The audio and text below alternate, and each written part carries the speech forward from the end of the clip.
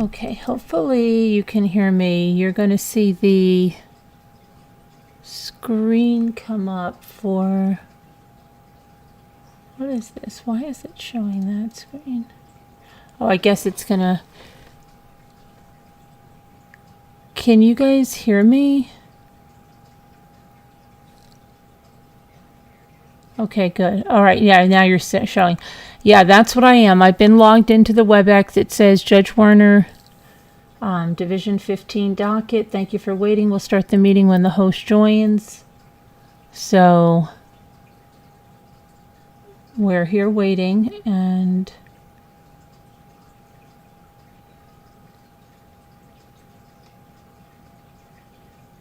I'm muted on there. So hi, Lisa L. Incredible. I just have feeling like something's going to happen, though. I don't know. Just, she's such a loose cannon. Hi, Nora.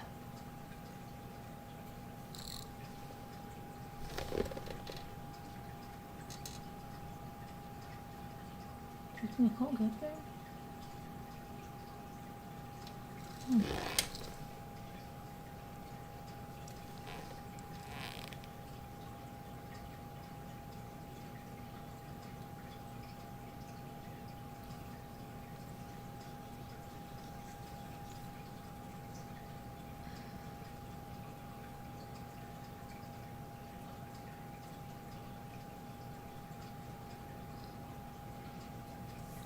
How's everybody doing today?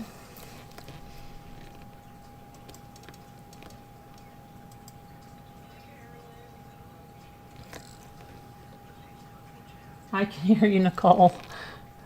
Nicole's driving on the Zoom. Let's see what's going on today while we're waiting. Letecia. Lori Vallow is supposed to start her jury selection today, too. Death penalty's off the table for her, though. Hi, Cranky Babishka.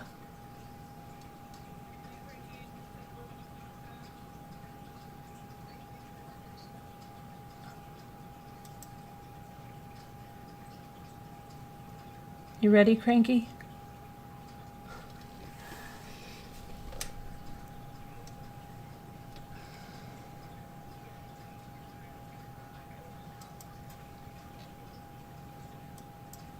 I just can't believe we can only get audio only, but hey, we'll take it, right? I guess they could say nothing. I don't know.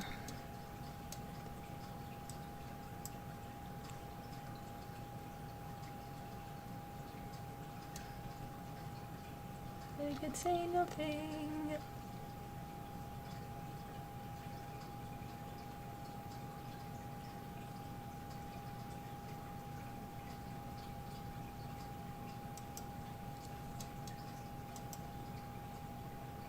Not that guy.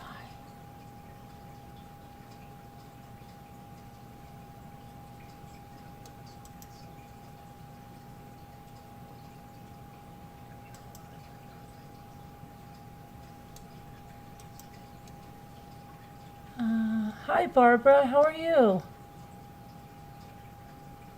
Haven't seen you in a while. Hi, Annie B. Hi, Heart Made Wise. Hi, Emmy.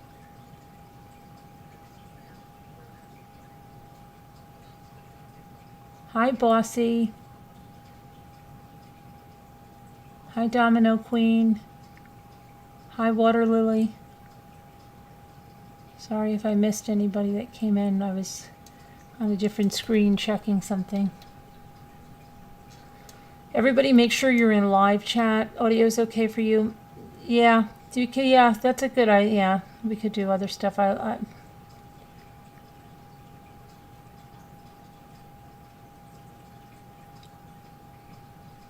think it's supposed to start at 10, less than 15 minutes. Let's hope. This is a don't miss, right, Barbara? Yeah. Yippee.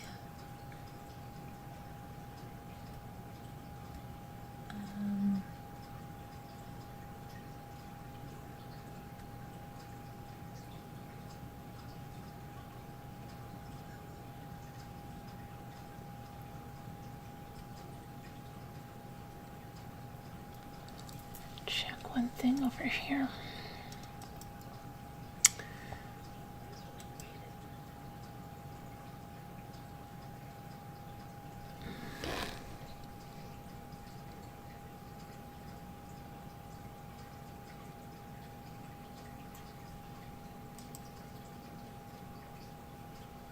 Hey, snow remover.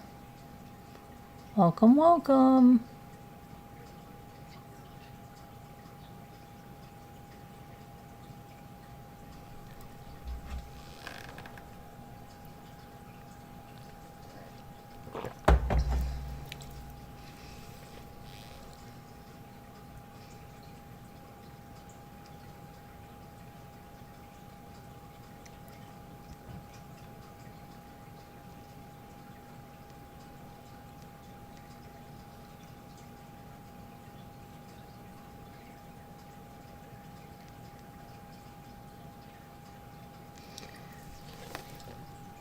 So they're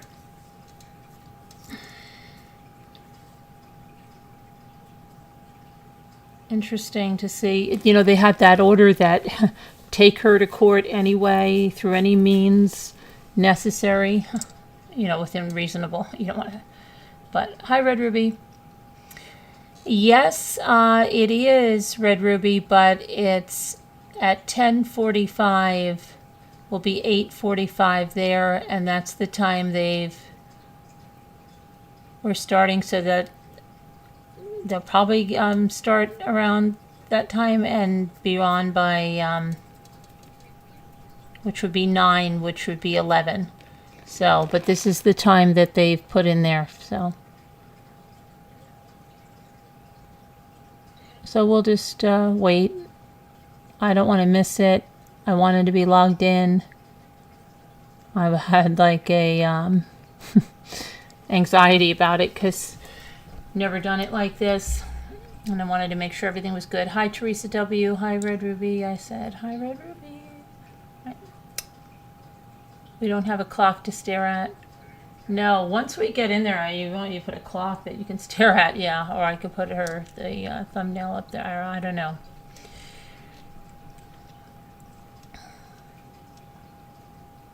There's no clock to stare at. Strapped in a chair. Yeah, they said, you know, within reasonable means, but yeah, they to bring her in. So she's always, apparently, according to that order. Hi, time for a change. Trying to come up with something why she doesn't go to court, or, you know, shouldn't go to court.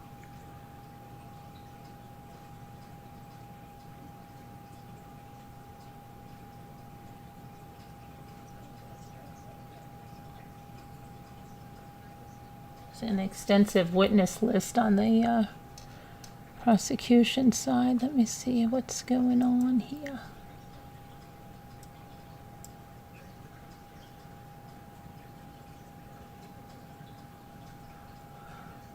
Okay.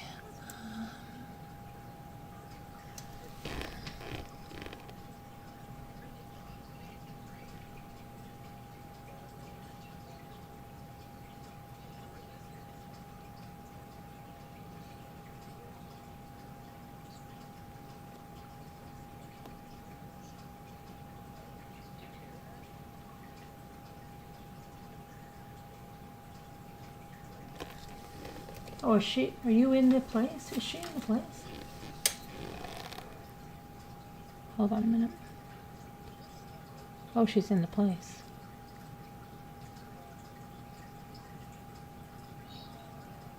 I'm looking, but she's not hot. Is she spotlighted? Let me see. Okay, I can pin her like that. Okay, now I got it.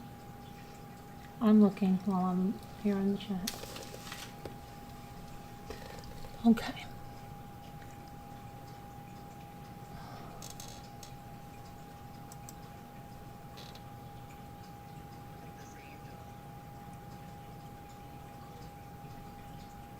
It's great to be here with like-minded people. I have a feeling this trial will be a circus.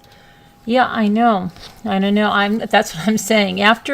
Remember Aiden Fucci was ready to go to trial, and then they came out and they're like, oh, he took a plea deal. I don't know what is going to happen. We're all ready for this trial, and I just feel like they're going to pull the rug out. I don't know why. I just feel like that. And I'm feeling weird about like this WebEx. I wish it would just say something other than, thank you for waiting. We'll start the meeting when the host joins. Because on their site, they still had like December 31st on there. And they're like, oh, that's fine. I'm like, well, why wouldn't they, change that? And then today it said April 3rd, 10:45.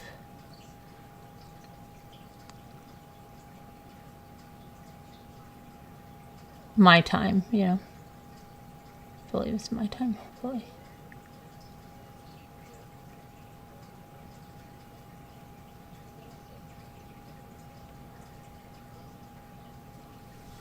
Hi, Tracy Richards.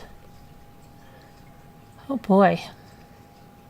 So everybody has coffee or their beverage of choice.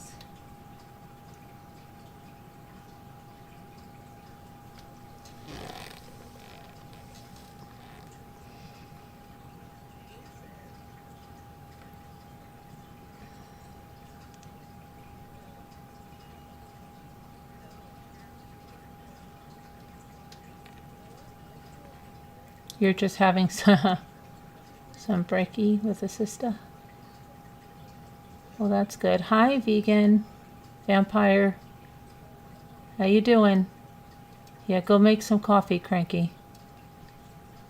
I'm getting like all nervous. Hi, Julie W. I'm freaking out because I just want everything to work and I'm freaking out here.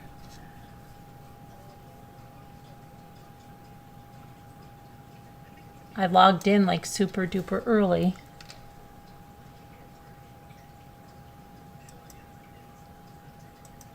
And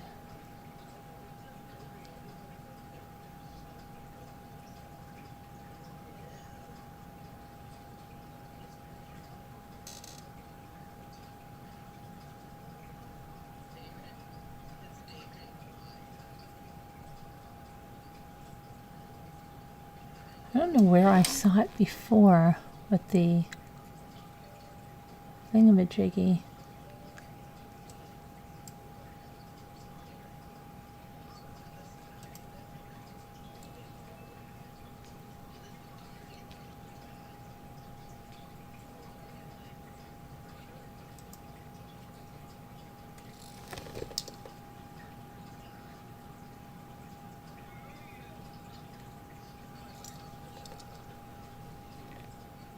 I'm just trying to make sure I'm on another screen, so just trying to make sure we're all hooked up. Hi, easily distracted. You're searching for your W2 and freaking out. It'll be fine. Thanks, Annie. Hi, Jeff H. Your W2 and freaking out. Don't freak out.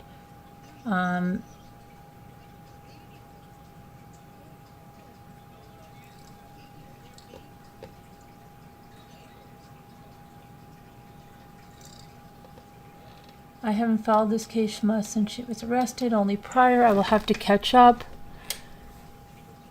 Oh, yeah, she shot him, blunt force trauma, put him in a suitcase, was thrown off an overpass. He was under a bridge. Yeah, terrible.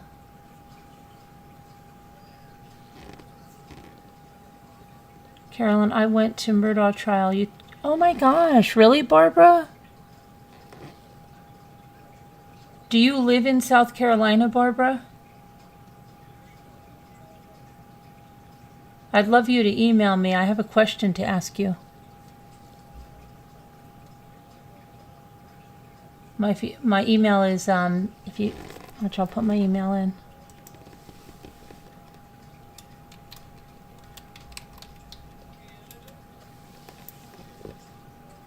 You live right near there, or was it a... Hi, Nikki Mickey. Oh, you live in Somerville. Huh. Did you go every day, or just...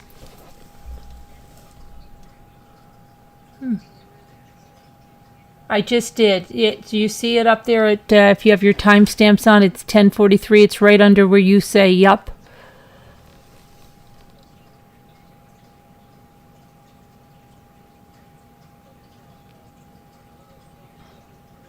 You've been busy getting retirement info together. You thought your W-2 was with it. Hopefully, hubby can get a copy. I'm sure he can.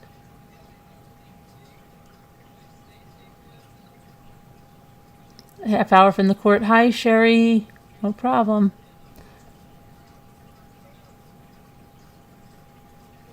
Oh, you miss Nancy?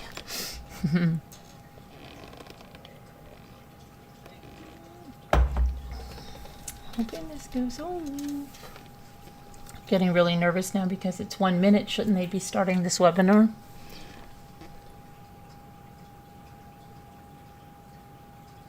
But that wasn't really John Grisham, I thought, Barbara. I thought they said it was his doppelganger. Doppelganger. Yeah, please do, Barbara. Please do. Oh, you did, Bossy? Huh. Hi, cat with a meow, Jay. How are you?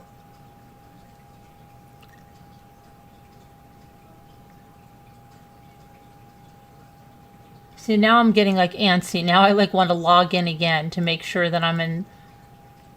I'm getting webinar freaked.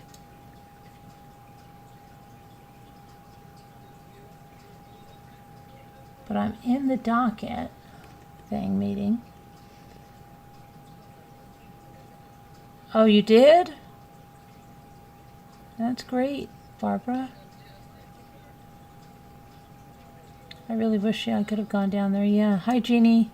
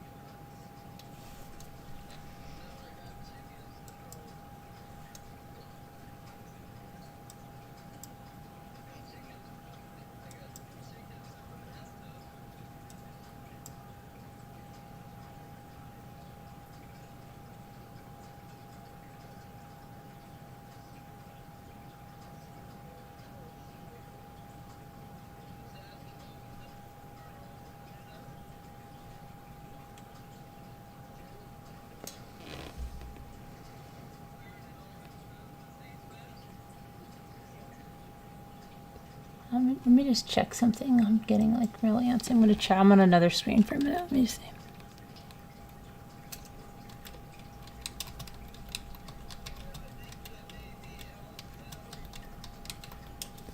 Let's see.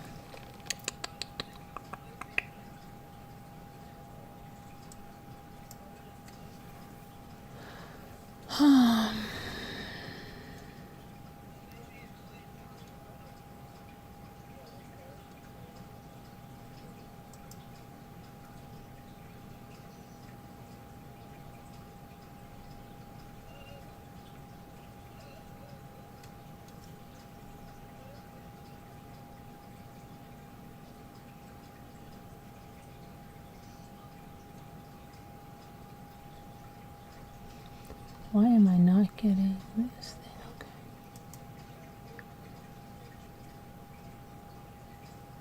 Hold on, let me see.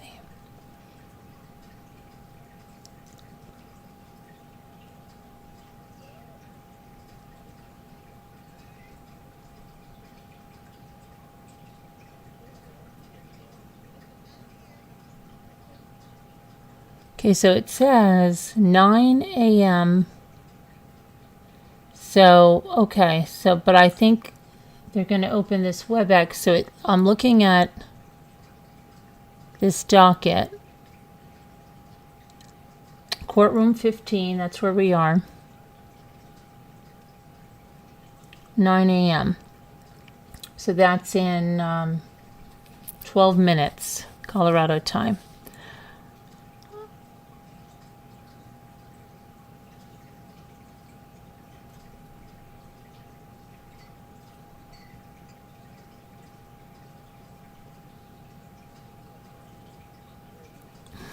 So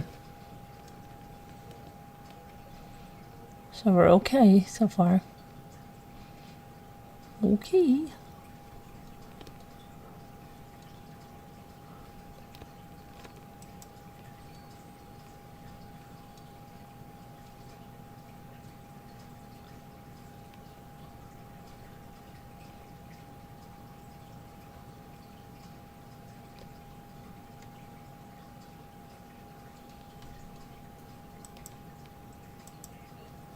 Back in here. Is the trial in Colorado Springs? It's in El Paso County. It's in. Let me see. Where is it? Are you gonna go? Really, Sherry?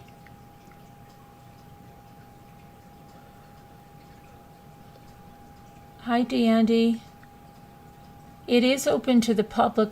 There is a It's on a. Let me see. It says here's what it is. Is this the one here? Any observer. That's the one. Okay. Use of any camera in the courtroom on the 4th floor hallway. It's the El Paso County Combined Courts is prohibited. Participants, media, and observers are prohibited from blocking hallways, entrances, exits.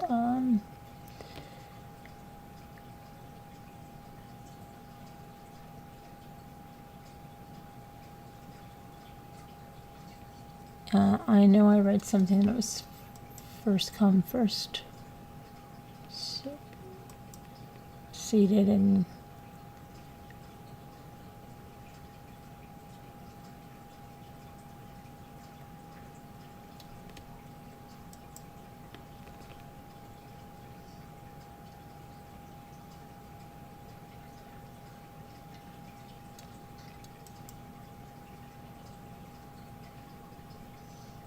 okay. Hi, Sandy Sanders. Hi, Abellis. Hi, Bellis. Hi.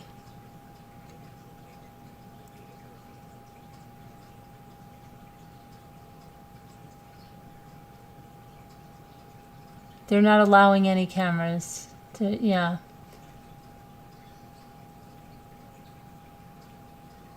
Are you near there, Sandy Sanders?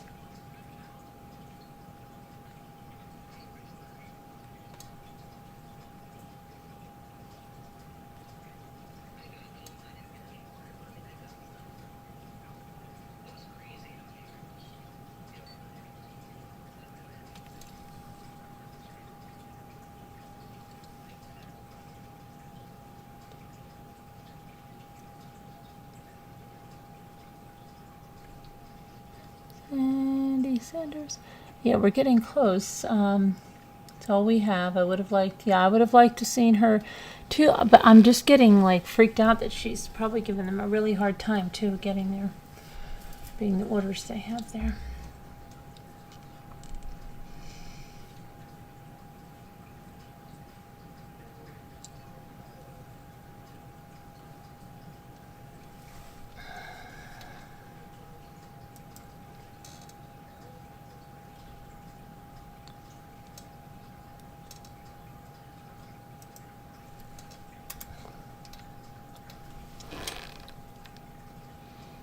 Let me see here.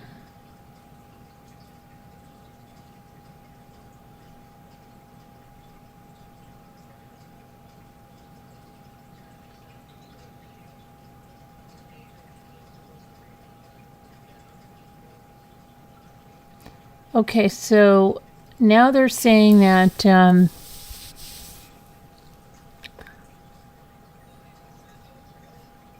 opening statements.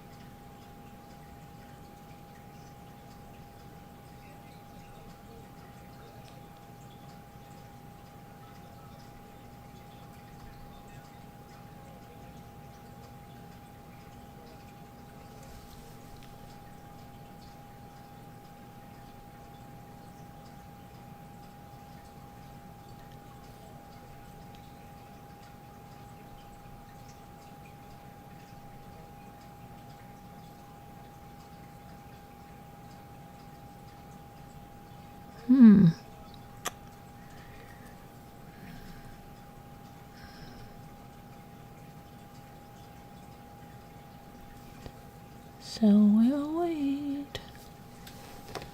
Okay, 10:54.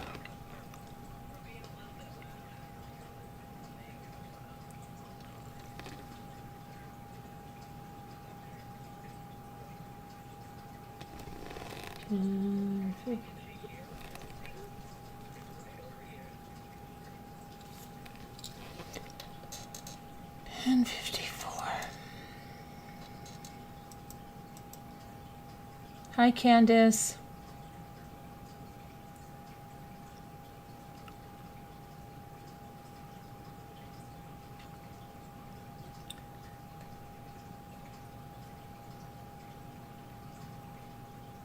Hi, Amanda Love. Hi, anybody I missed. I was looking on another screen.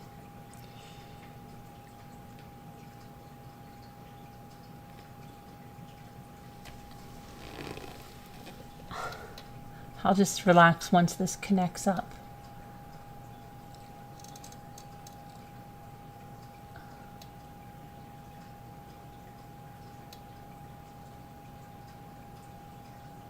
Oh, have fun, Jeannie.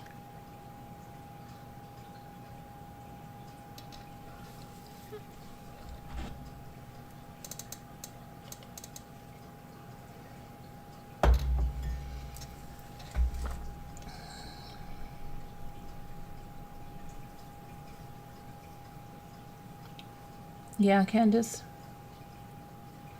Well, I'm glad you made this one.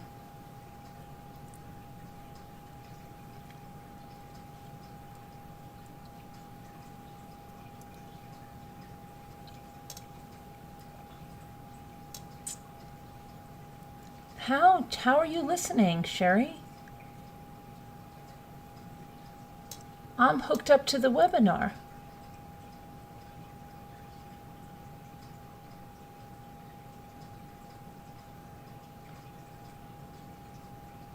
Sherry, you're scaring me. Should I re-log in again? What are you talking about?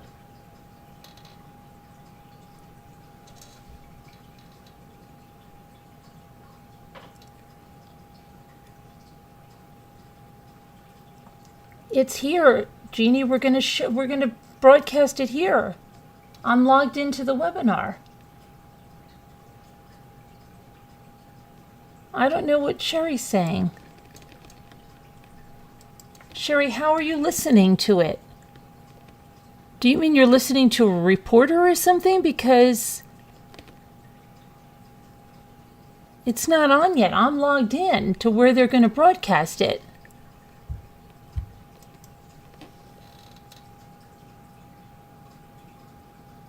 Yes, I will cover that trial. Yeah, absolutely, Sarah Boone's trial. We have a lot of stuff on here already with the interviews. I don't know what Sherry is talking about.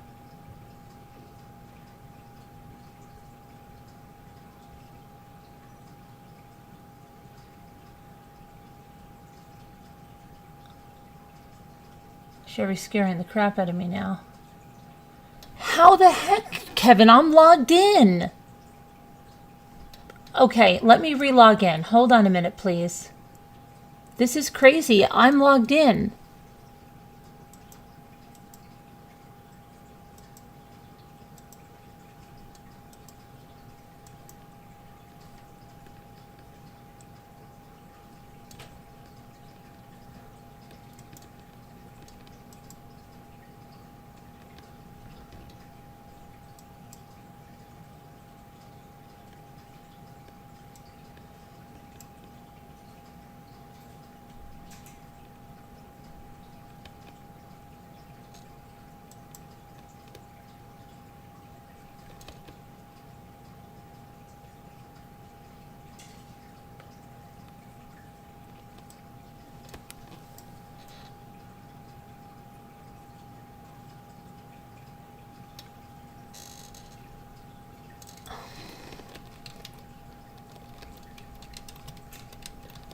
I don't understand.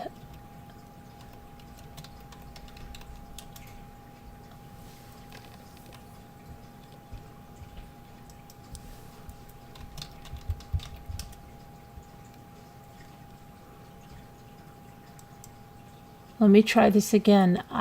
This is crazy.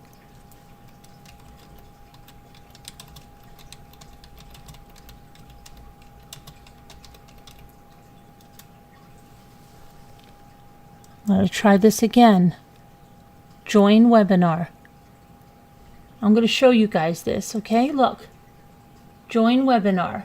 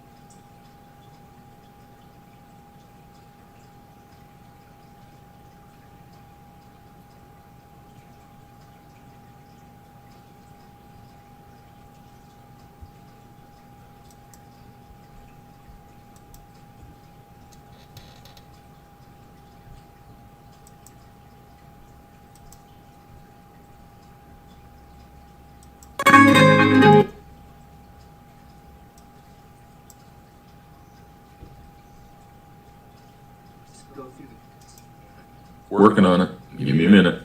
Give me a minute.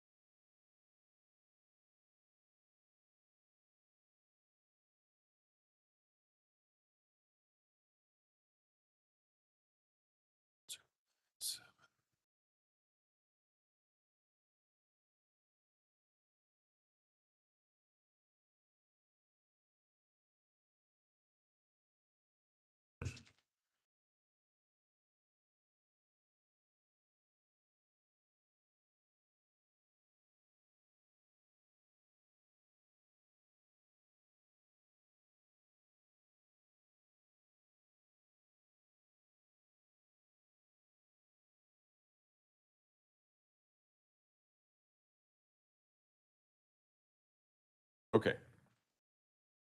So here's what I did. The person who is currently sitting in seat number 6, that is the person that knows Detective or Sergeant Soros. Where is it? Detective Soros. That person is excused. The person sitting in seat 9 is excused. I will follow up with person in seat 18 regarding court care.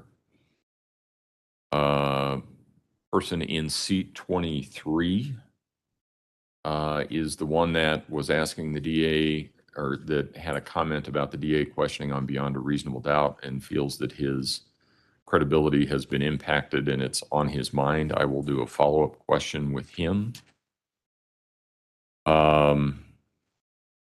Juror 28 is being excused as a result of work issues. Juror 29, you can follow up if you want to. That's the person that said they've got it worked out with their employer. I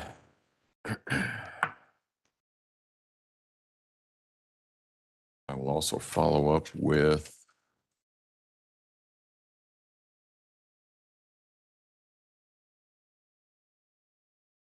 juror in seat 32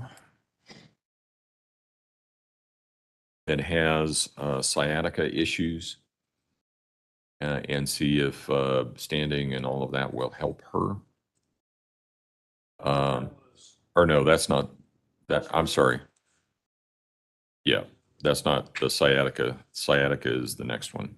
This is the one that has the work issues as the teacher. And that is, she is in seat 32 currently. The next one, 1605.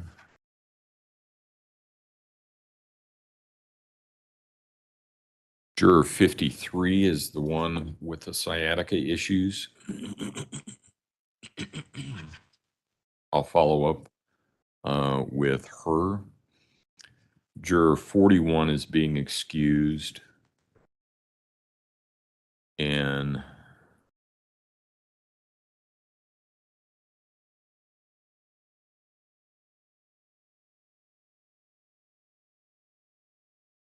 juror 63 is also being excused. So people that I have being excused, excuse me, are jurors 6, 9, 28, 41, 63, with follow-up to jurors 23, 32, and 53. That answer your question, Mr. Young? Yes, Your Honor, thank you. Okay. Anything from the defense? Was on 18, were you going to present a follow-up on the course care? Yes. Yes. The only Engineer. that is seat number 23, and I will follow up with him to see what he's talking. He says this issue is on his mind and it may be impacting his health. I don't know what he means by that.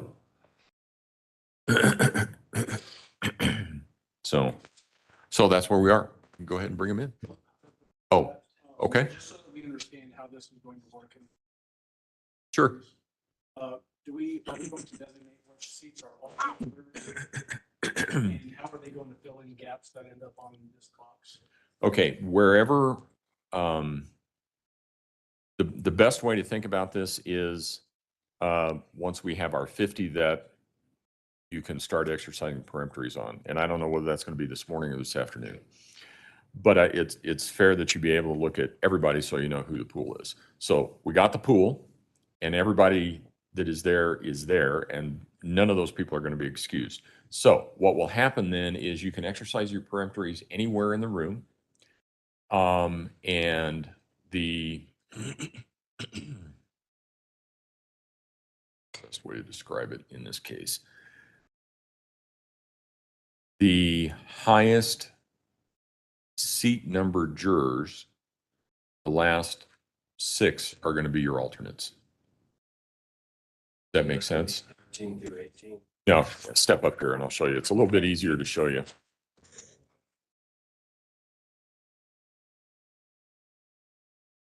Okay.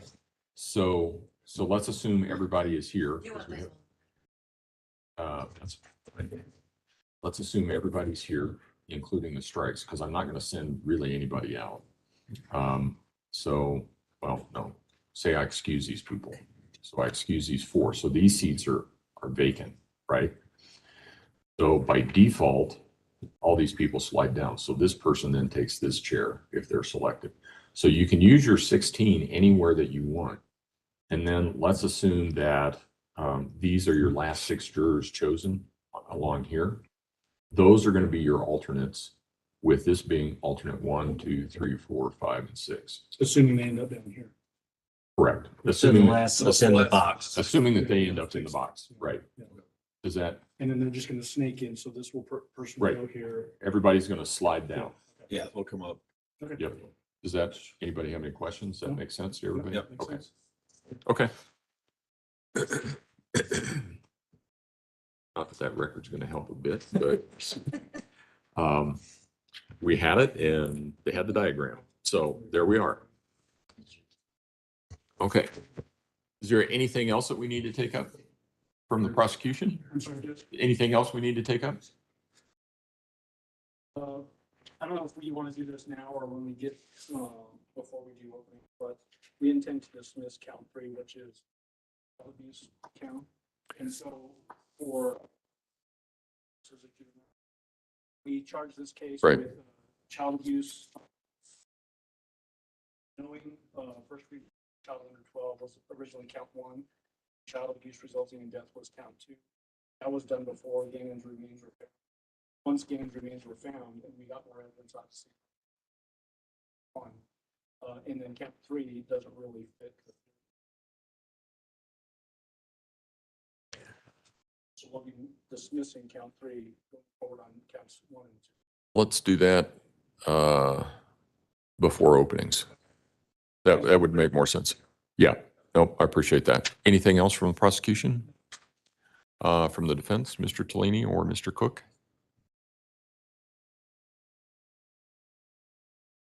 I'll do it before. I do have a motion regarding I'm maintaining my position regarding the changes. I can either do it now or. Let's wait until after.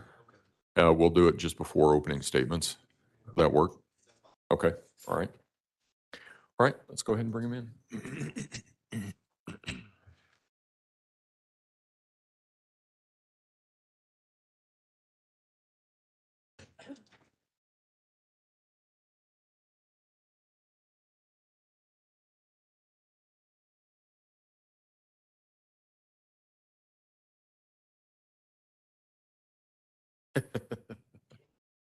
No, but it seems to be working, and that's all that's all that counts.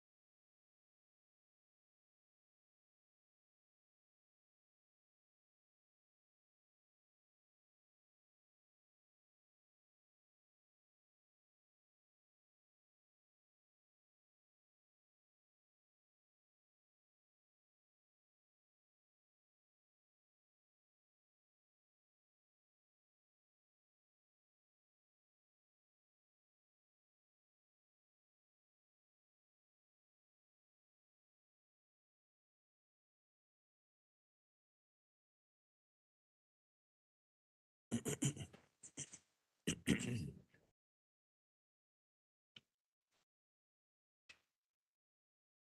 of the benches.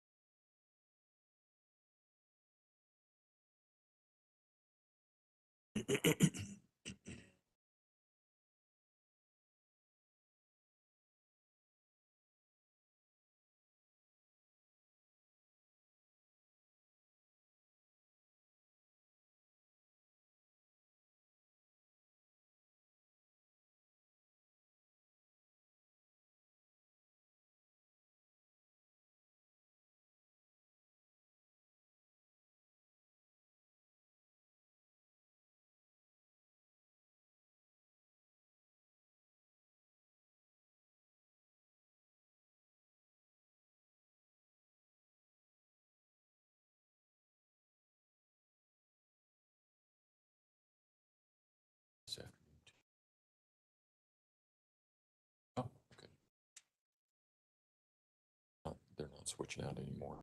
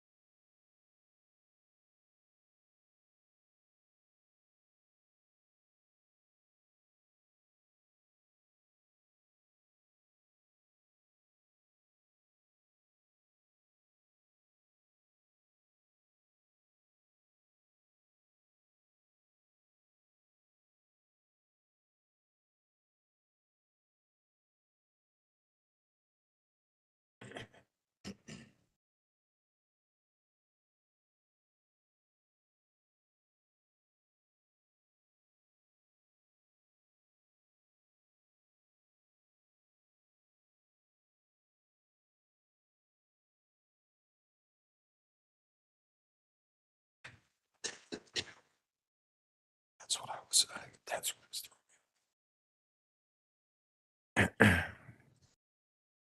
Q. Yeah, because we still got that one. This row.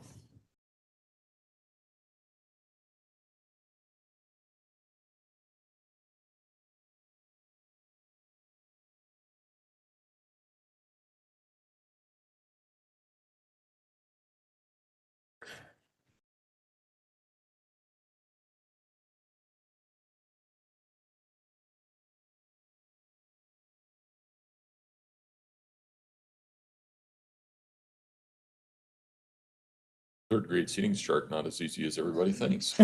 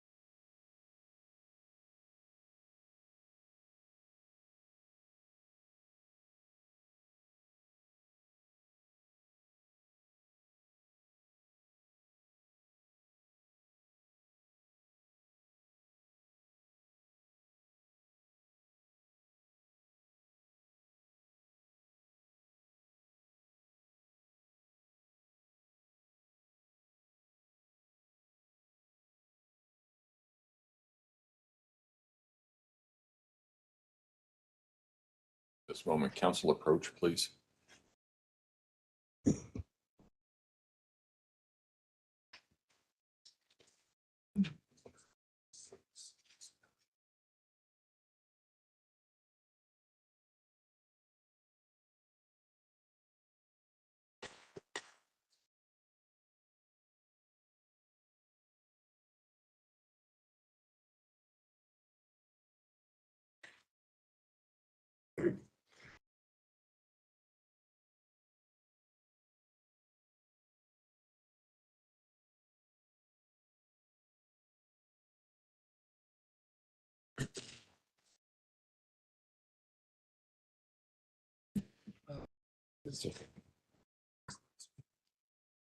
Council approach again, please.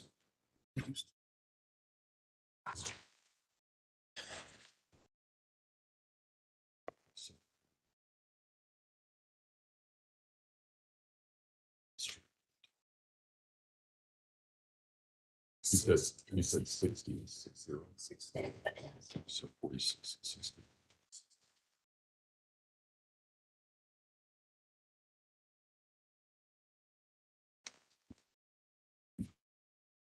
Good to go back. Okay. Court will call.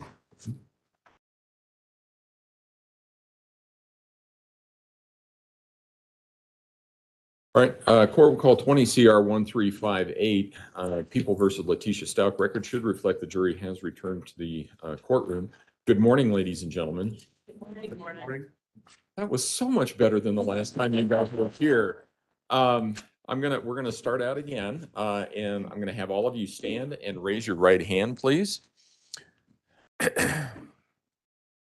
Do you and each of you solemnly swear or affirm under penalty of law to answer truthfully the questions asked by the court or counsel concerning your service as a juror in this case? I do. Thank you. Go ahead and have a seat. I wanted to follow up because some of you have contacted this division, and I want to follow up and make sure that I have the right jurors and the right issues, and then see if there are any others that I may have missed. And I know that it's going to be a little bit confusing to all of you because the last time that you were here, you were probably sitting in different seats.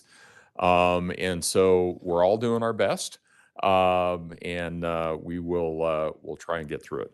So juror number 6 over here. Yes, juror number 6. I just wanted to make sure. You had said that you were or you knew Detective Siroy. Okay. And you were also close friends and know his kids well. Oh, okay. Okay. All right. And then juror number 9, second from the end. You were the one that was working the 12-hour shifts Thursday through the weekend. Do I have that right?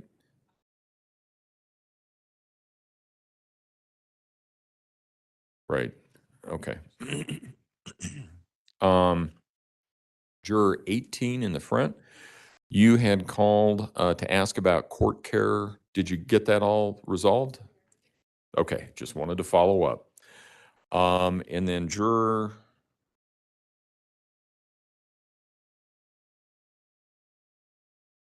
this is the right one. Just a minute here.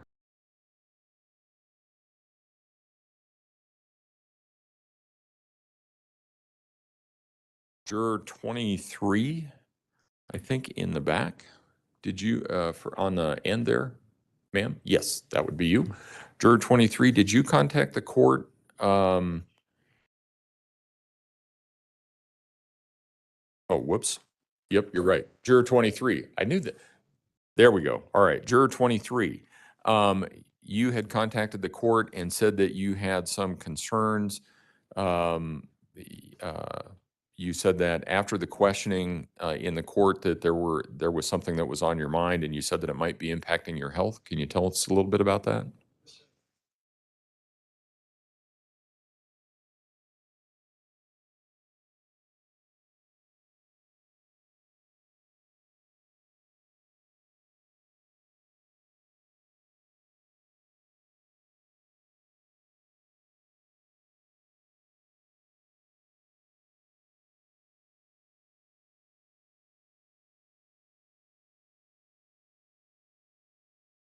Okay.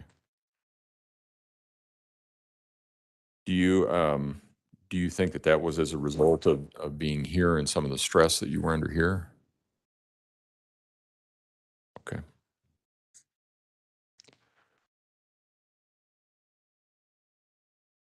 Juror 28 on the end here in the front. You said that you had contacted your employer and are not, there's no way that you can do a 6 to 8 week trial because you won't receive a paycheck. You'd contacted your employer? Okay. All right. And juror 29, you had also contacted the court and said that you've got it worked out with your employer?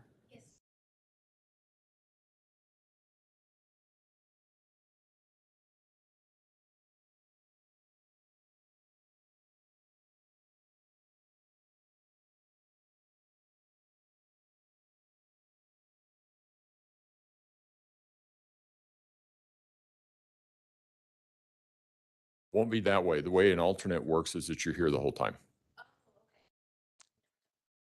Okay, yeah.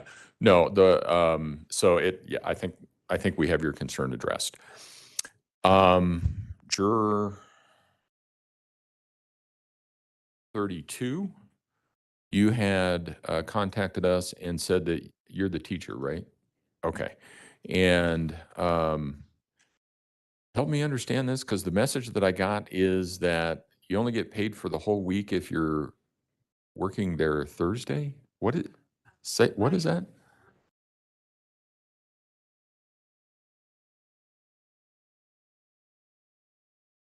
Okay. So we're good? We're okay. All right. Okay. Okay. That's okay. That's what I wanted to follow up with. Okay.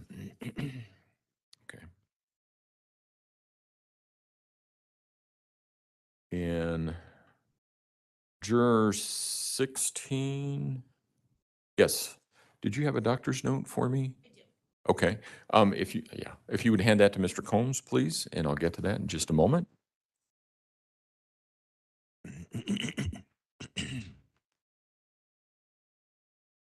Thank you. Okay.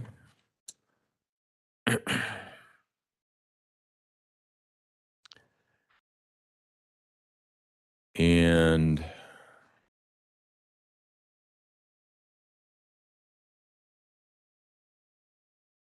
juror 53,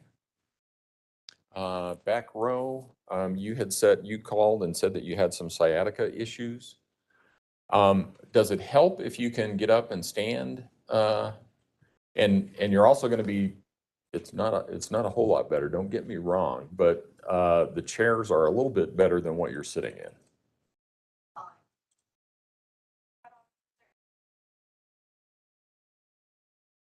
Okay.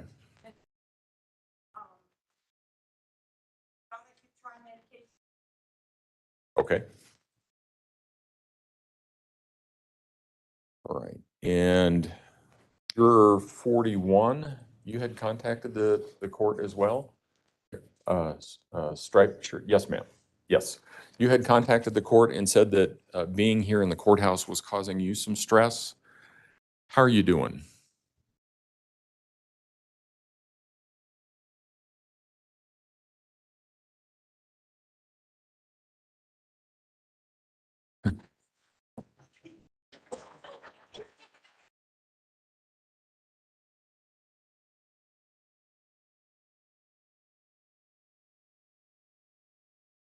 Well, I remember when you got the card that had your report back, I remember that you were a little teary when you got that. So it was, and it sounds like it's not gotten better. Okay. And juror 63, let's see, something's not right here.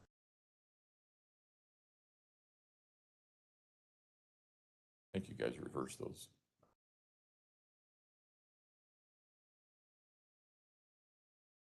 Something's not right here.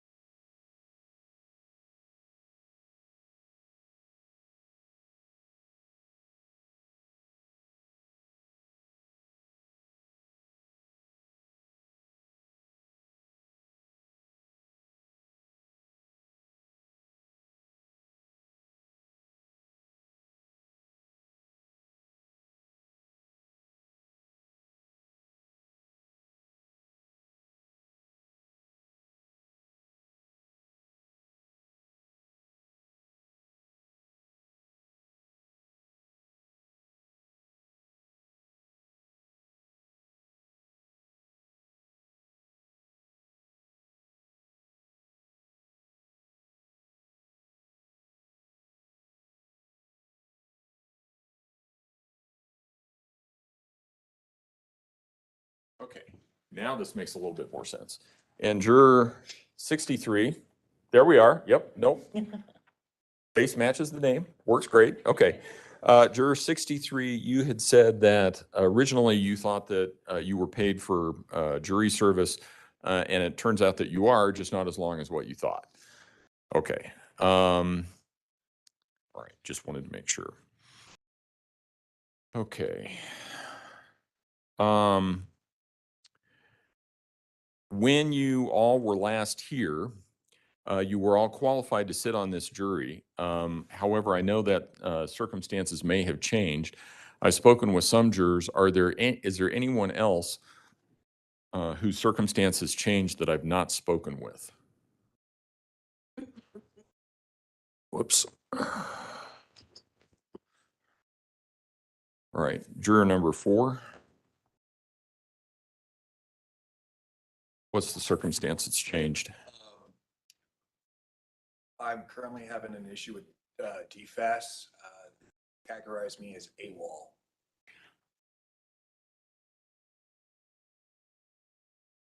Okay, so what is the issue? So they categorize me as absent without leave, and so I'm not getting paid, and I have to go to the finance department that's only open Monday, Tuesday, Wednesday, and Friday to get it fixed, and I have to sit there and talk to them. I have to go talk with the JAG officers, explaining I never left, I'm still at my station of duty, and stuff like that. Okay, we've had other military people. I think we may still have some military people on here. Why, what is different about your circumstance? So DFAS controls pay.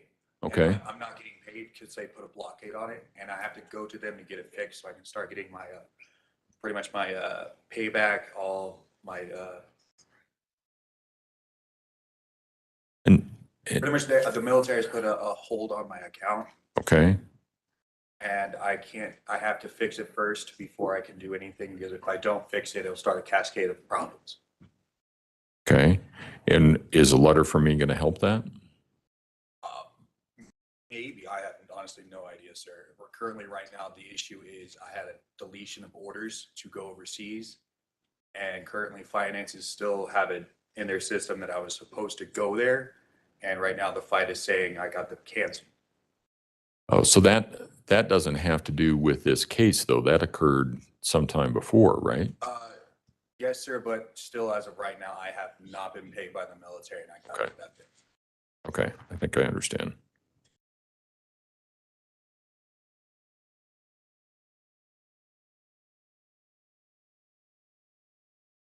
Anyone else in this group?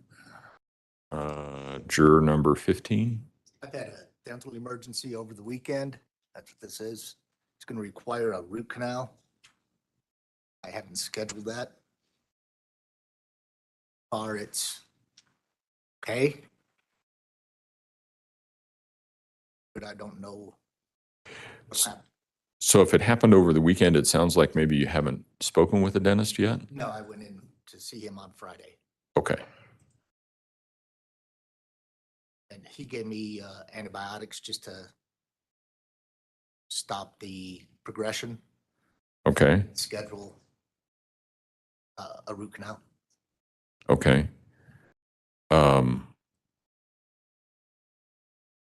Okay, let me think about that one. Anyone else in this front row? On the end, juror 10?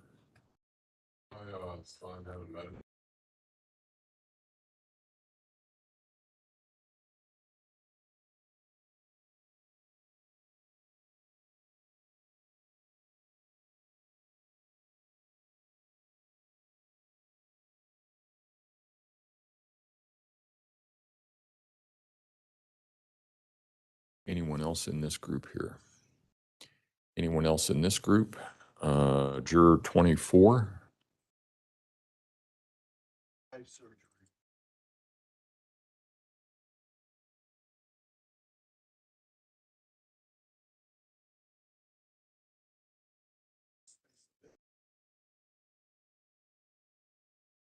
Okay. I think we'll be done by May 25. Okay, anyone else in this group over here? Juror 39? Juror 39? Yes.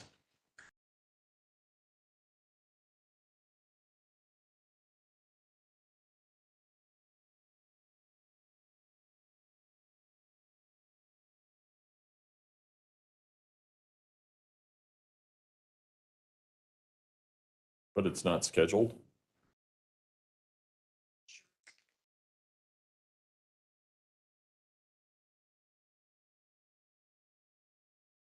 Okay. Anyone else in this group over here? Juror 40.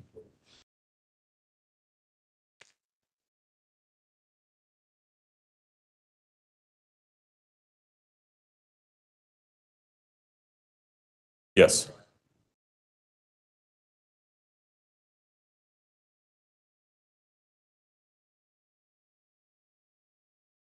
What kind of work is it? I designed for.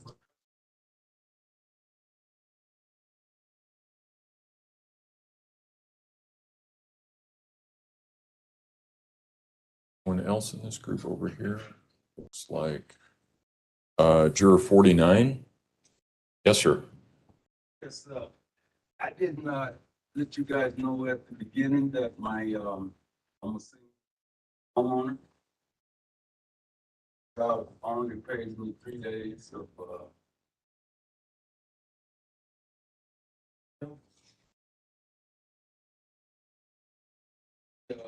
with me being a single homeowner, it'd be kind of hard for me to,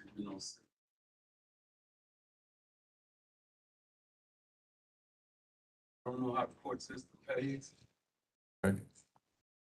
All right. Anyone else back here? Juror 54.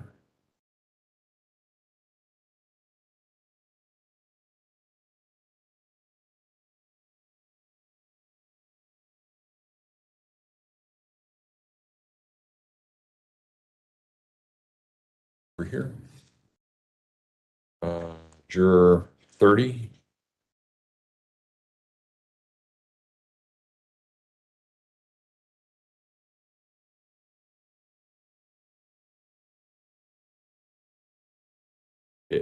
As I said, Monday, Tuesday, Wednesday, Friday, 6 weeks.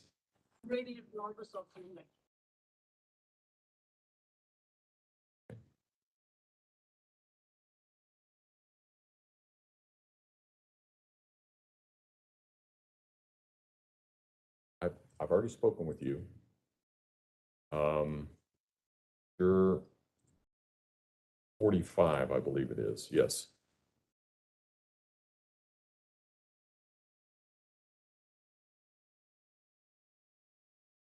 I was going to ask about that. I also talked to my boss and I'm a only two of us. And I teach cover for me. I'm gonna be able to. I just want to make sure I understand this right. Your pregnancy may be an issue for service here, but you're going to still serve as a kickboxing instructor?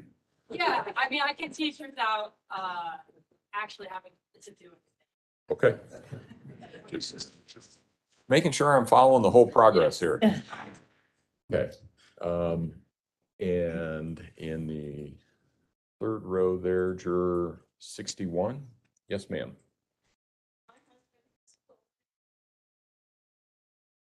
Scheduled several appointments. Put off 6 weeks. I myself have come down with the back.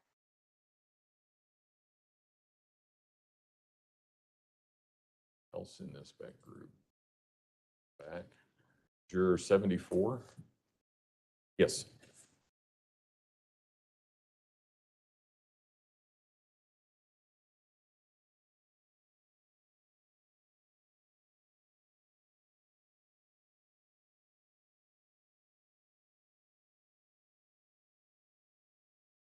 Okay.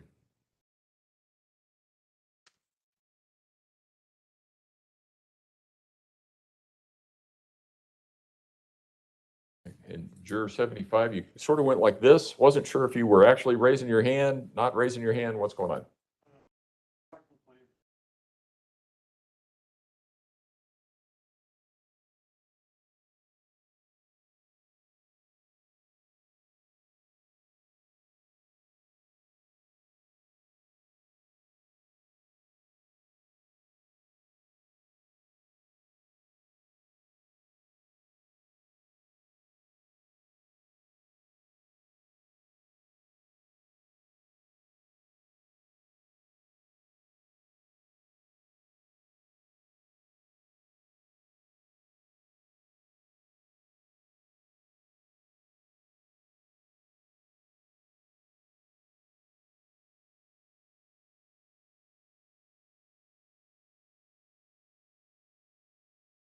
All right, the last time that we were here, we had also talked about the publicity this case has received.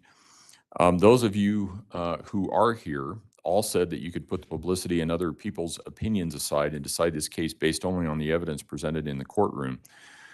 We also talked about the need to guard against exposure to publicity and anyone's opinions regarding this case from the time you were last here to now.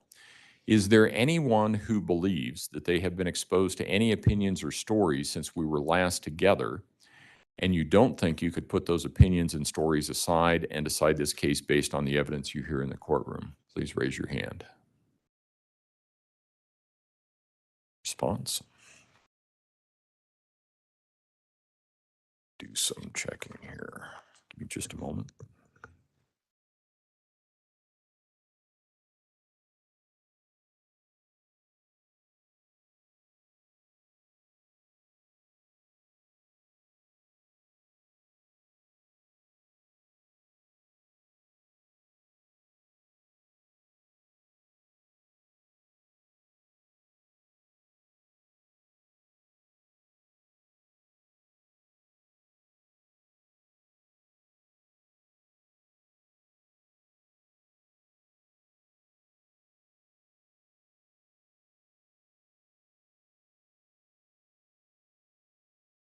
Is there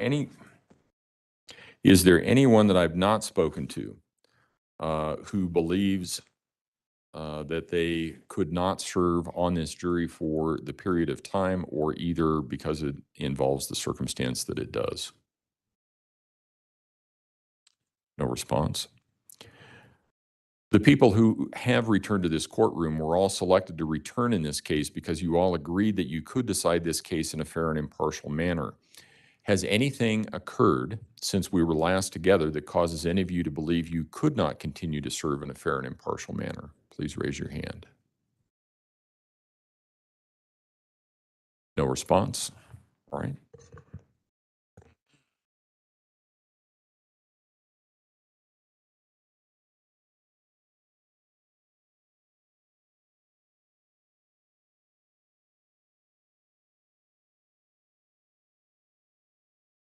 Council, approach, please.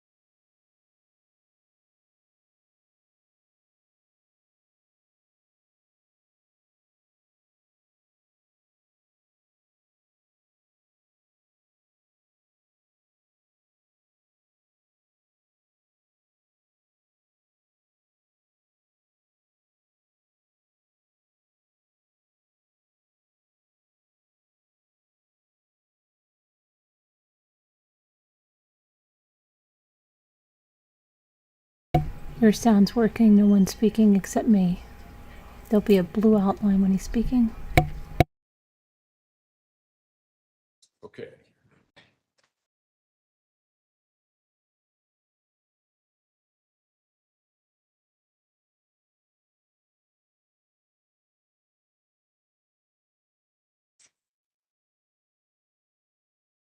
So I'm going to, if I excuse you, stay in your seat until we get to the end. And then all you can leave at one point in time. But you're number 4, 6, 9, 15, 16,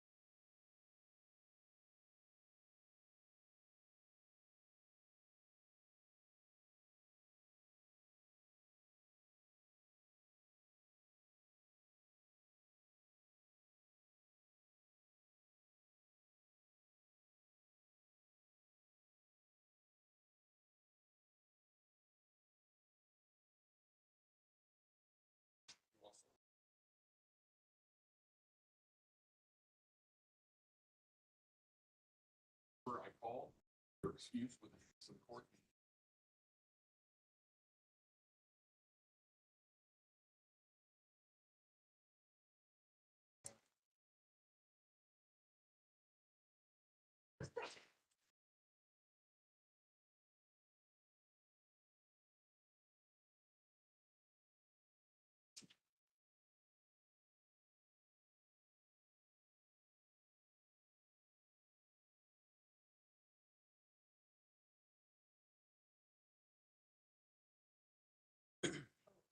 I'm so sorry. I was trying to take a lower chair because my feet are hanging. There's, not just yet. Well, she just Oh, changed Not just yet. just the chair, not the position. Oh, that, oh, I'm sorry. you be in the same position? Yeah, that's fine. It's No, okay. no. Thank you, Sorry. Your Honor. It's all good. Oh, I see. Yeah, I see what you're doing. Yeah, no, that's fine. Perfectly fine. Thank you so much, Your Honor. Okay, no, it's all good. So.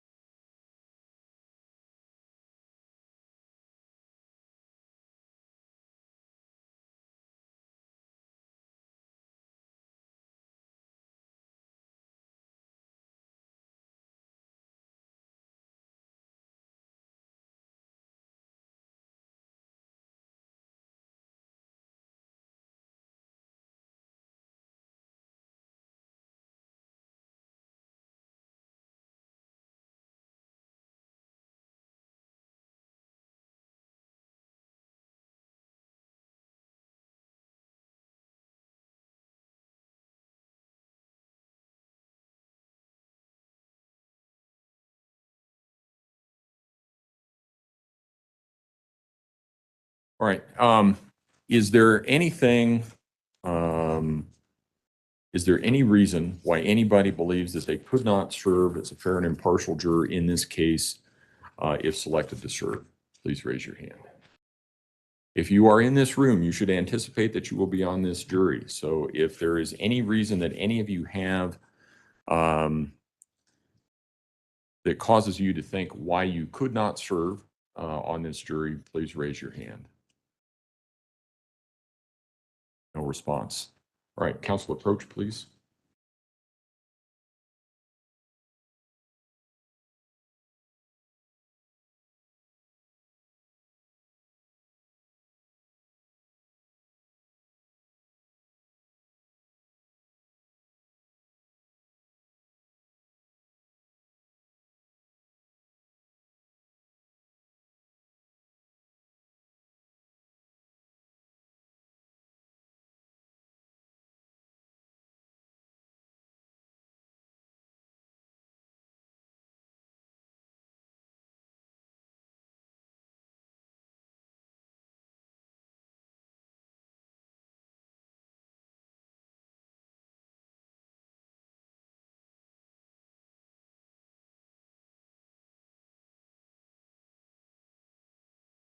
All right, ladies and gentlemen, what we're going to do at this point, oh, sorry, Beck. Ladies and gentlemen, what we're going to do at this point in time is we are going to select the jury in this case. The jury is actually selected by a process of deselection, and we've spoken about that before.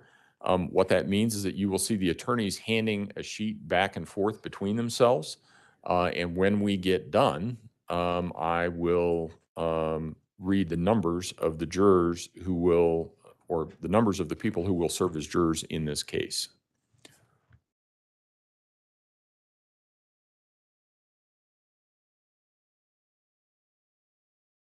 Okay, let's check. 2, 3, 4, 6, 9, 10, 11, 12, 13, 14, 15, 16, 17, 18, 19, 20, 22, 23, 26, 27, 28, 29, 30, 31, 32, 35, 36, 37, 38, 38, 2, 46, 47, 50, 51.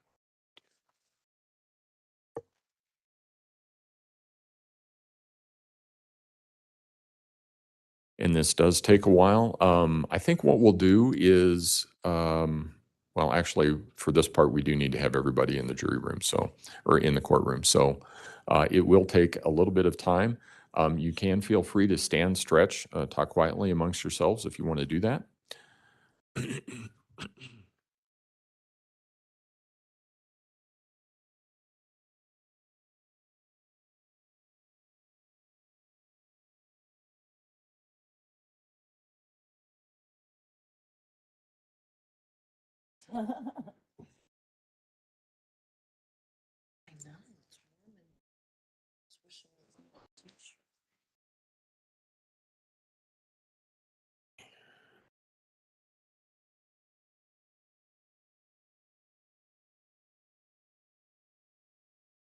That's right.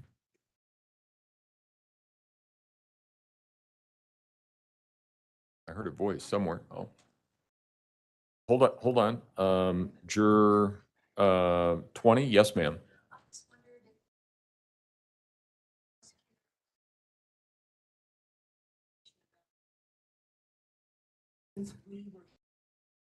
Have they been given any more information about you? Was that the question? Not for me. No, anybody is, it's not uncommon that one side or the other or both will sometimes see what information they can find out about a potential juror, a potential judge even, and potential witnesses. But there's no other information that was given to anybody by us, by the courts. Maybe that's the best way to put it. Does that answer your question? Yes. Right. Right. Yeah. Those questionnaires that you filled out,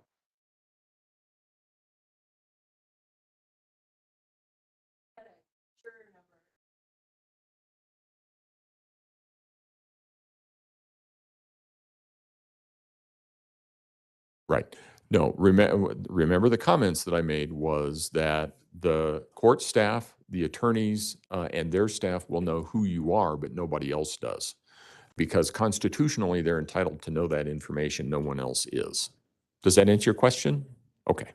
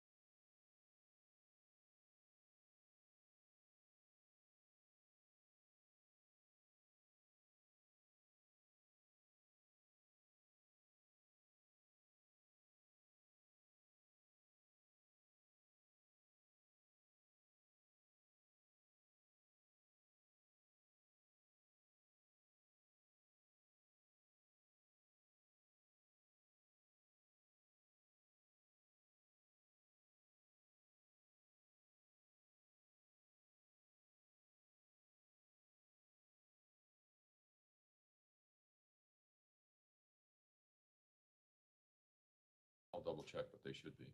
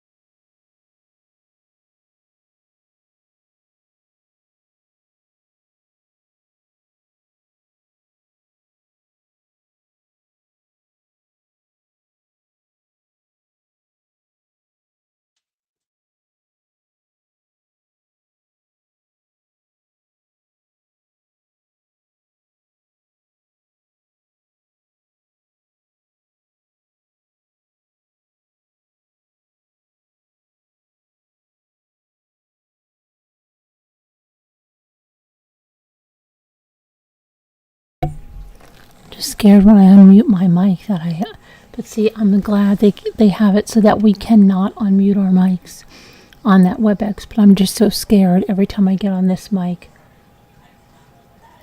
that something's going through there.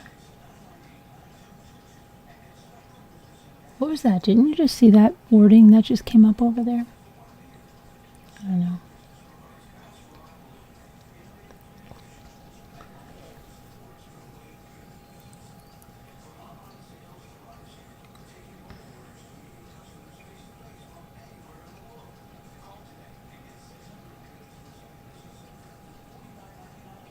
I'm watching it on the replay.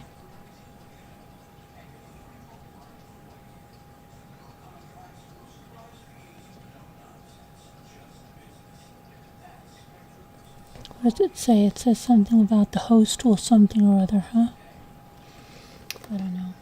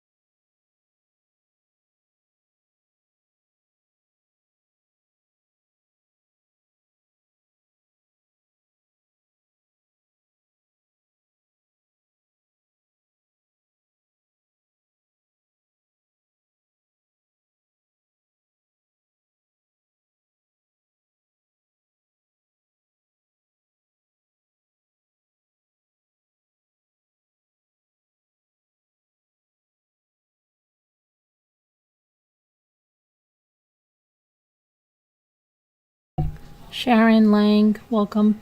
They're doing the final seating, the final seating of the jury. So there's no sound right now, but your speakers are working, and they're going to be then doing the opening arguments, but they're just doing the final seating of the jury.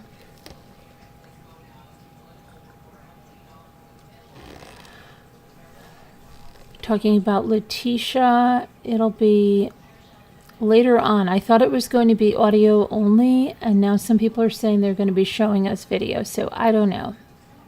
But you're going to be hearing at least definitely hearing opening statements as soon as the final seating of the jury is done.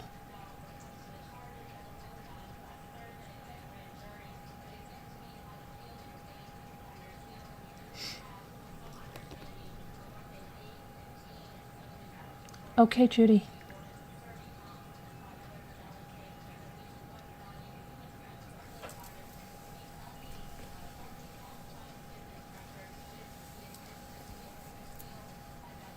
Oh, sorry, you jumped. I'm sorry. Try not to talk too loud. I'm really paranoid.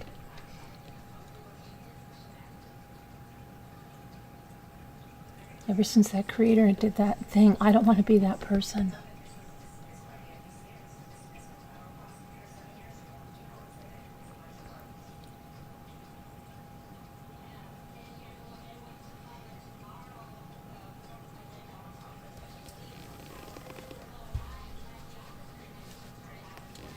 You're welcome, Mrs. Cat.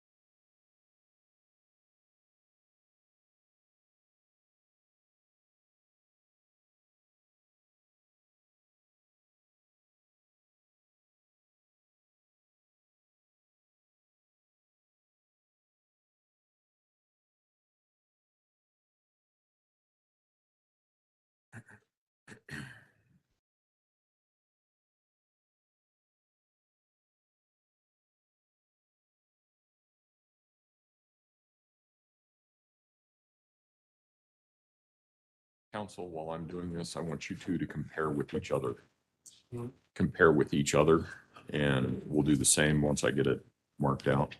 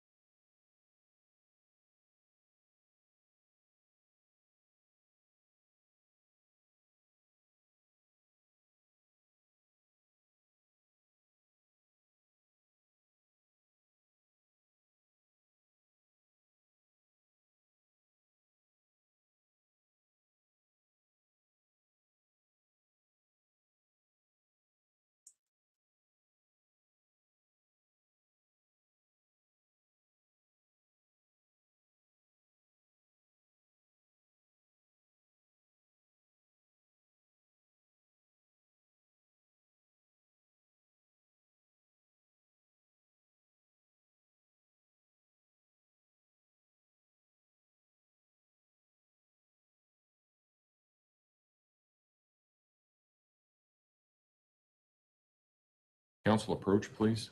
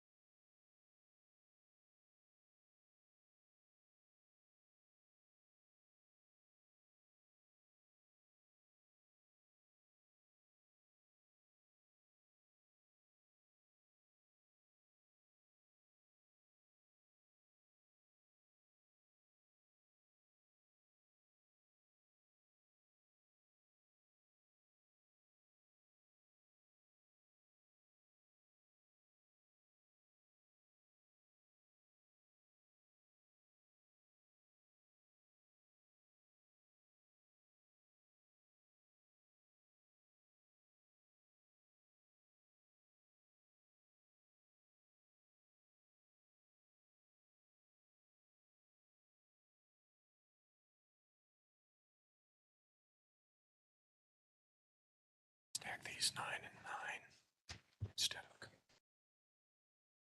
Makes a little more sense that way.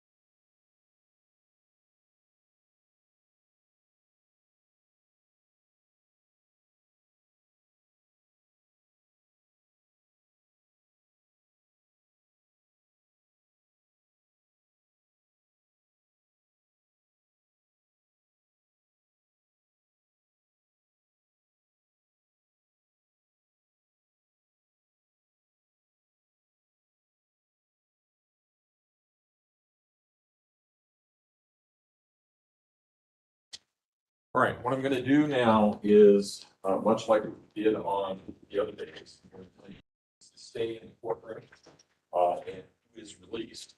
But everybody wait in your seats. I'm done because I have the attorneys confirm that this is, in fact, the jury pool. So juror number 1, you'll be staying. Juror number 2, juror number 3, 7. 13 or 14.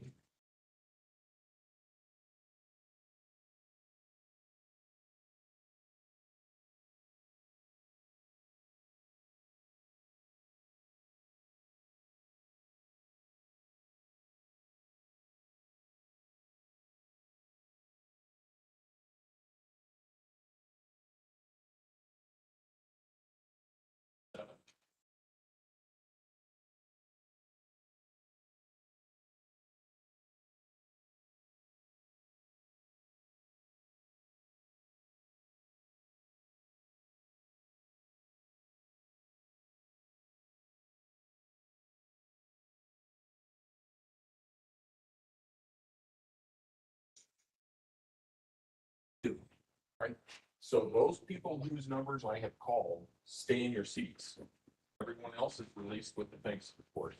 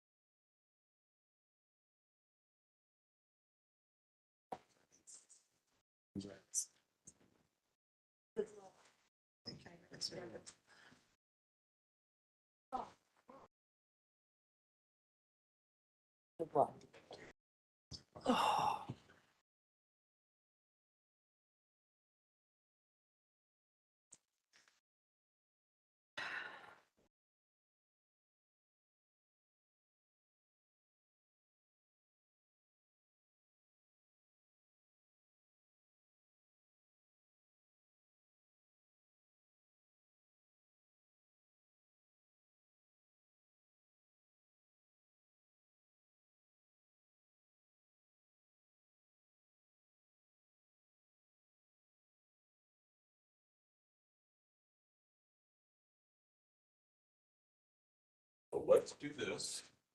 Juror number 7, if you move down here next to juror number 3, then juror number, actually, let's do it this way. 14, if you'll take that seat right there. 13, if you take the seat in between.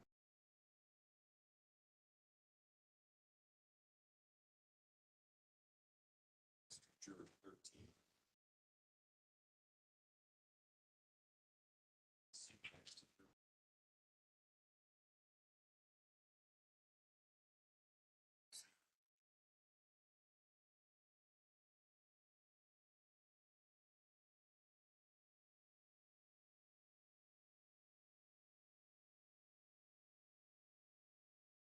Seat.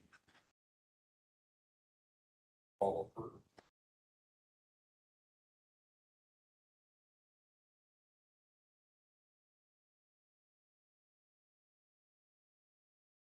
Juror 65.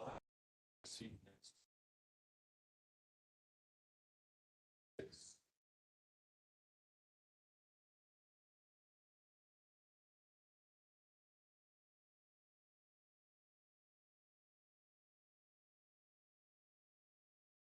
Just follow me.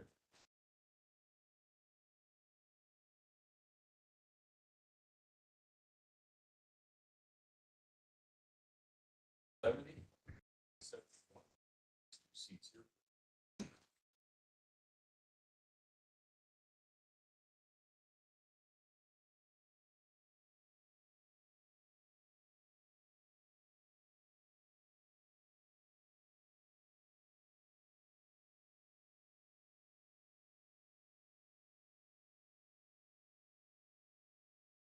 All right.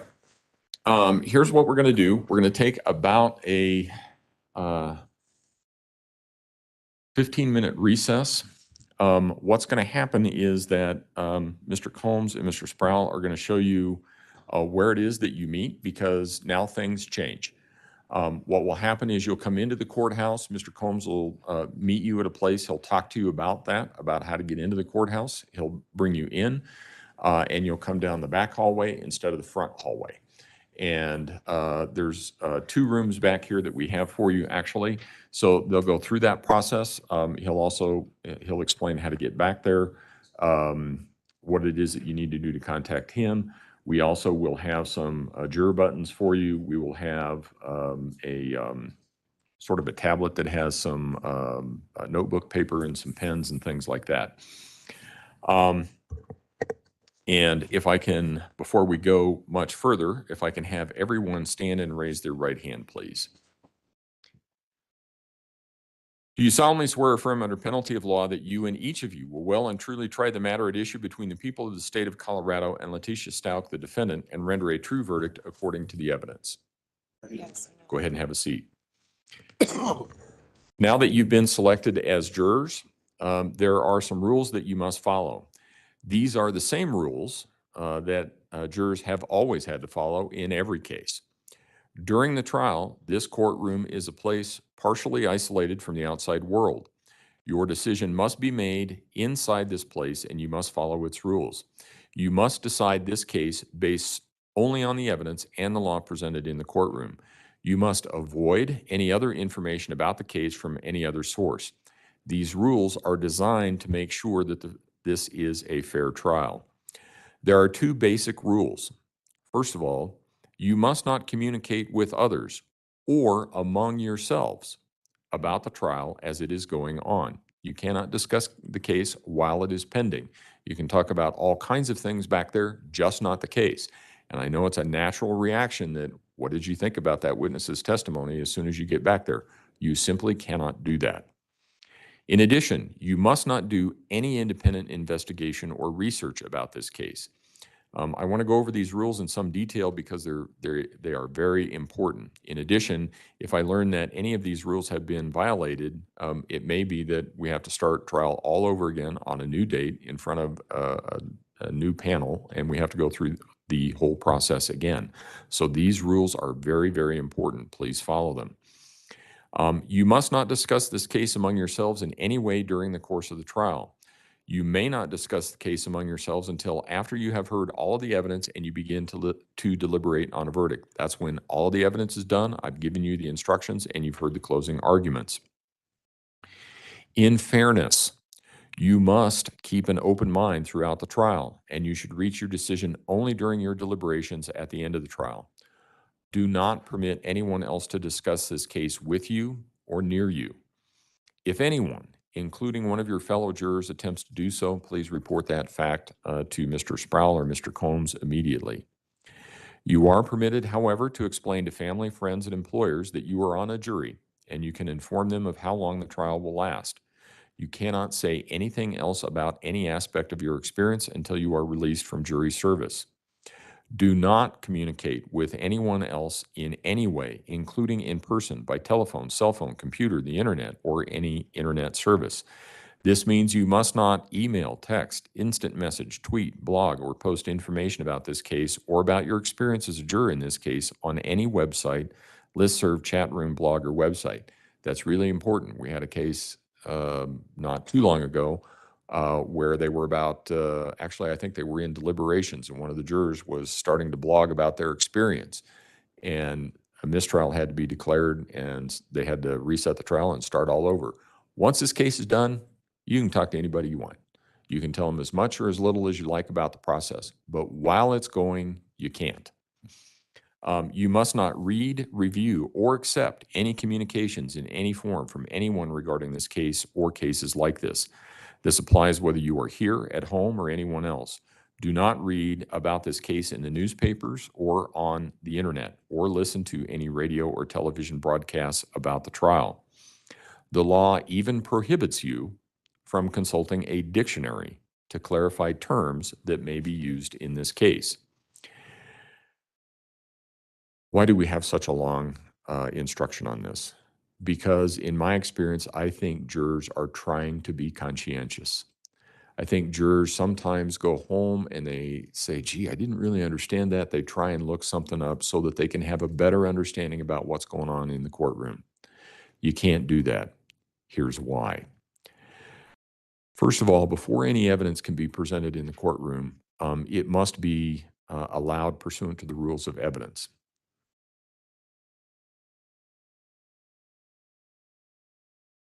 This book, it's in this book, the Rules of Evidence, governs evidence that's admissible in any trial, whether it's civil, criminal, otherwise.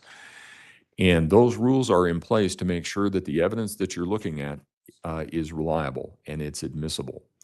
And you may be looking at something on the internet, on the news, or whatever, and I can fairly guarantee you that that does not meet the rules of evidence for admissible evidence in a courtroom.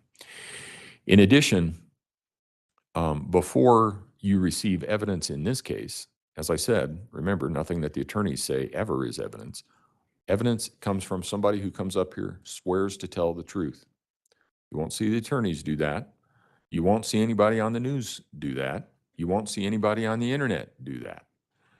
So they come in, first of all, they swear to tell the truth. Secondly, they're subject to questioning and cross-examination by both sides. And that's, it's referred to sometimes as the crucible of cross-examination to make sure that the information that you get is truthful or is accurate. And if you're looking up things or you're talking with somebody else, neither one of those are going to apply. So make sure that you don't do that. In addition, if you were to do that, I've told you that you can't discuss this case among yourselves. You can't discuss it with anyone else. If you had done that, no one would know that you had done it. And it's possible that you may be making a decision in this case based on information that neither side knows about. And that's just not fair. We don't decide things on secret information in a courtroom of law. Breaking any of these rules would violate your oath and could require a new trial before a new jury. Your misconduct would have wasted all the time that you, your fellow jurors, the court, the attorneys, and everybody have spent in putting this jury panel together and putting this trial together. So please, please, please do not do those things. Again, after trial is over and you have been discharged as jurors, you're free to discuss anything that you want to with anybody that you want to. You just can't do it while we are in trial. So what we're going to do is take about a 15-minute recess. When we come back, I'll have some further instructions for you and tell you what you can expect this afternoon. With that, all rise for the jury, please.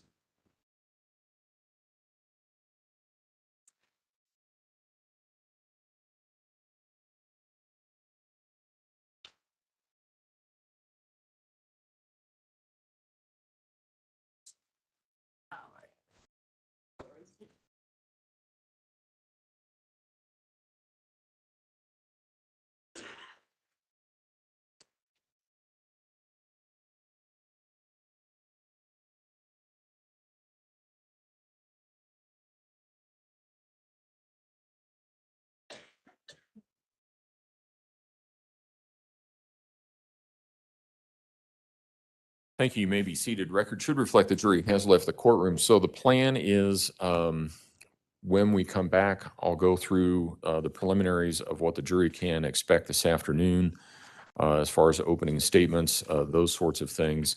And then opening statements at 1:30, an hour per side.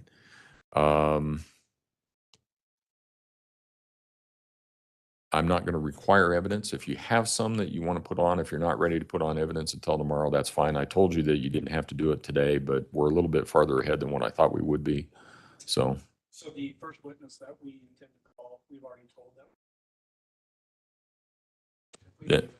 it's a long day for them. I think it may be, a lot for them to process and getting back and forth and all of that stuff. So that's fine. If we end up at, let's see, 3:30 or so, I'll let them go home. And then we will start up with evidence tomorrow. During the lunch break, you need to do whatever it is that you need to do to make sure whatever it is that you want to do, video, audio, all of that stuff is all ready to go. Are you planning on using photos, anything like that in your opening statement? Have you told them what it is? Okay. Okay, all right, just want to make sure. There will be 2 short audio. You're playing it from your laptop? Yes. Okay, yeah. Yeah, that should be fine. I should be able to regulate it from up here. The issue will be, I don't think it's connected to the microphones. Hold on just a minute. We should be okay. Yeah, that'll be fine. Okay. And Mr. Tellini, you wanted to renew your motions? Or did you have anything else? Sure, okay, all right, then we'll take our break now. All right.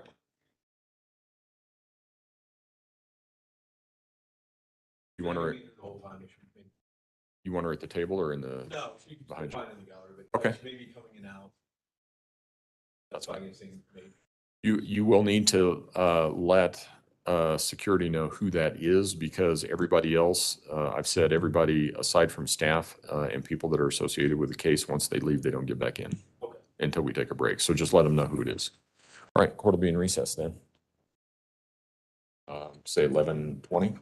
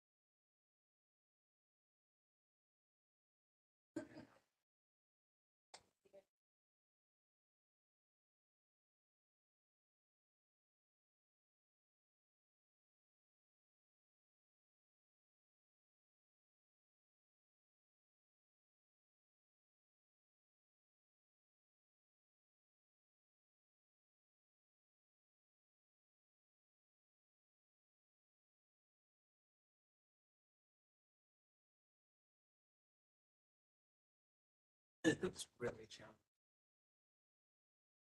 We're gonna work on that side.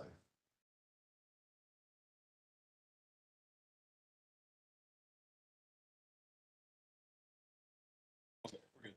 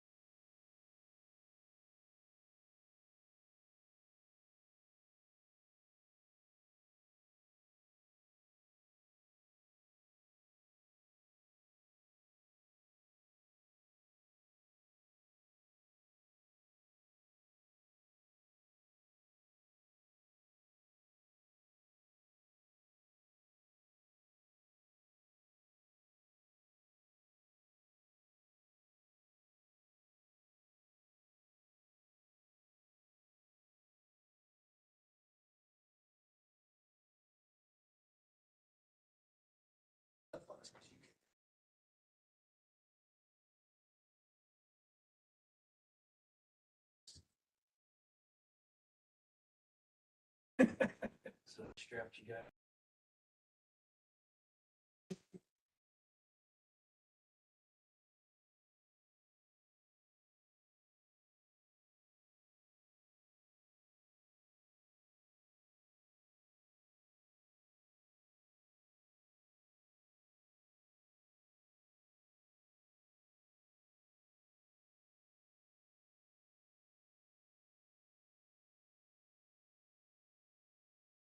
And then you push. Yeah. And that's all spread out.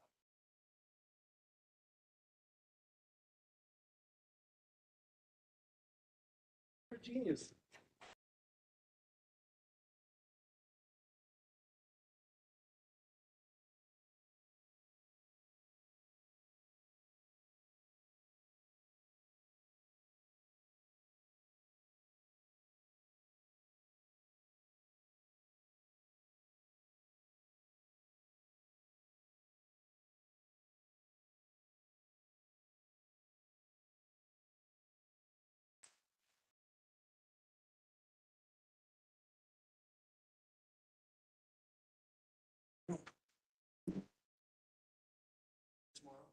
Tomorrow, yeah.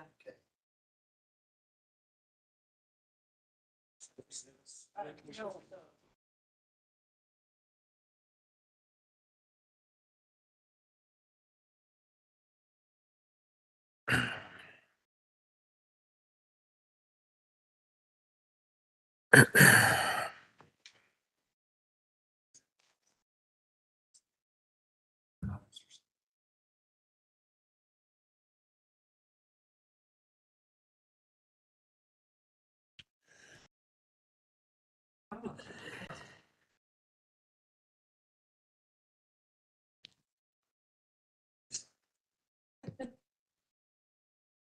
Thank you, guys.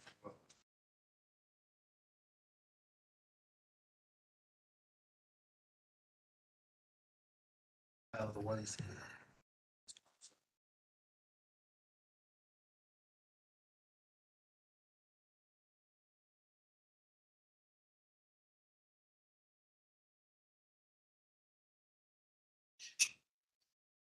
Some point with my knee.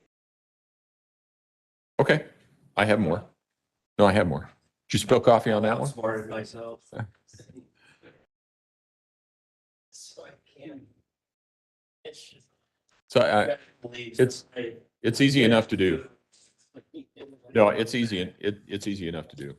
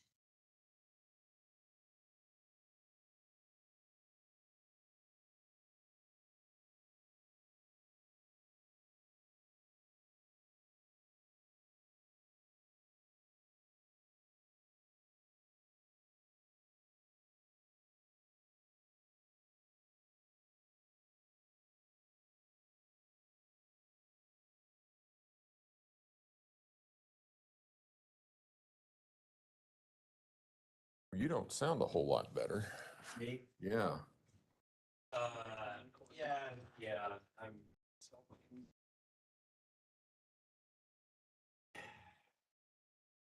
Still bothering you, huh? Bit. I feel okay though. Yeah. No, I mean, it's just, you can hear it in your nose. So. It's his fault that now I'm stuffed up today. Right down the line. There you go.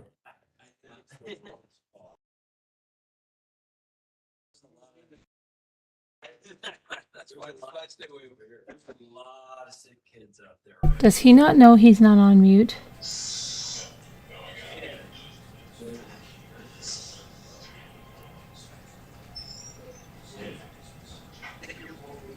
I don't know if I'm supposed to mute him. Should I mute him?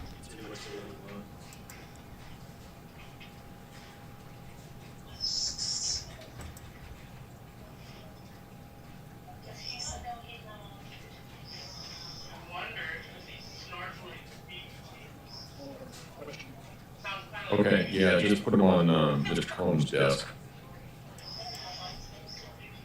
I'm muting him for a minute because no, he's not Okay, muted. thank I you. don't know how to mute this guy.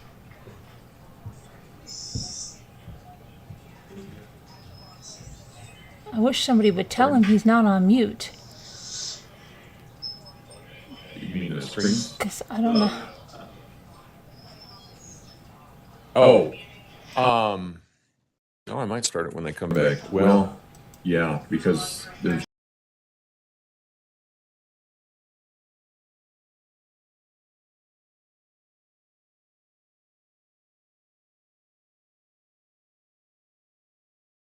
fair. I don't know how to tell him he's not on mute. I mean, I think they would know this, that they're not on mute.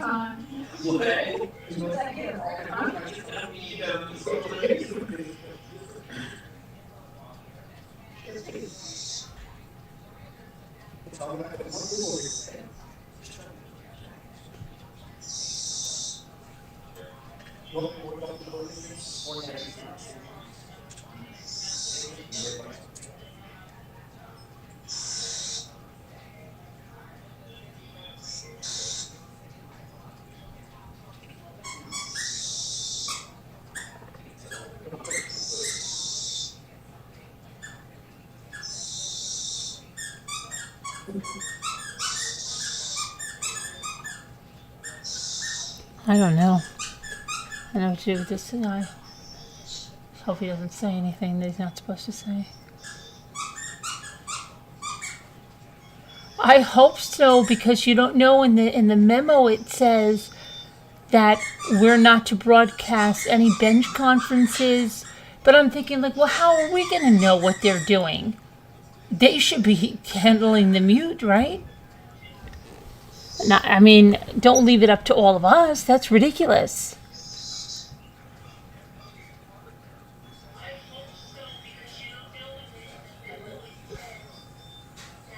That's a squeaky toy. Yeah, the dogs are playing. I'll mute when they come back on, but Just hope he gets back on here. He's already 3 minutes over the break he said. Yeah, we heard someone may have a cold, but that's bad, Kevin, because if someone's sick like that, I hope they don't get, the C vid. Oh, vid. COVID, because then oh gosh, if that went around, right? Oh, I don't know.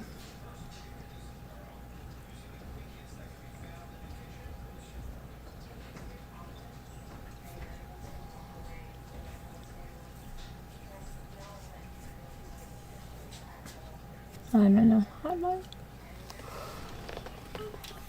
I'm gonna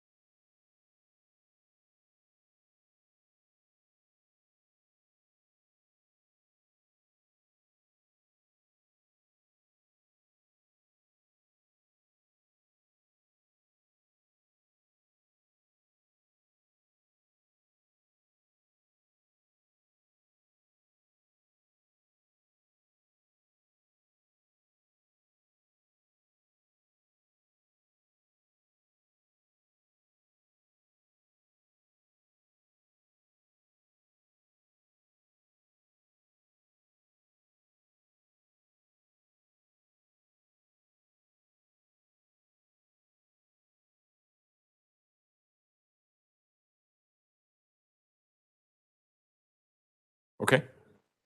Sure. First off, Your Honor, I am reaffirming my motion for a change.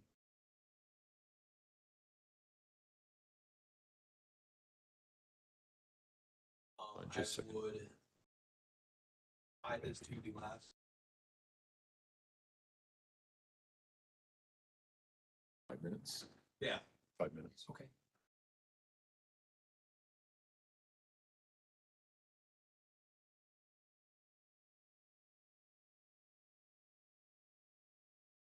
Yeah. Okay.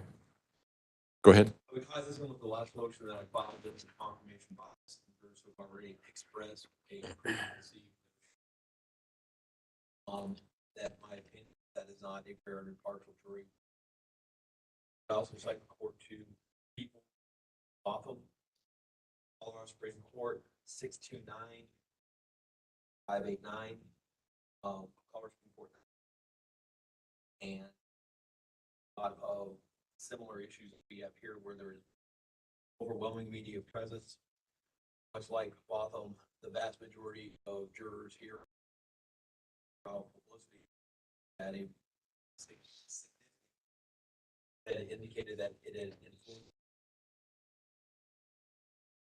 influenced. They cite in that a case from the United States, for Florida, that's that 95 SC 7. Quote is, in a community where most veneer men will admit to qualifying prejudice, liability of other protestations may be drawn into question. Or is it more probable that they are part of a community deeply hostile to the accused? Or likely they may unwittingly have been influenced. And so on that, I would rest on my motion. Okay. Prosecution. What we learned during jury selection is that while there was certainly a lot of media coverage for this case, jurors that were seated just earlier, extensive examination by both parties and to that if they had seen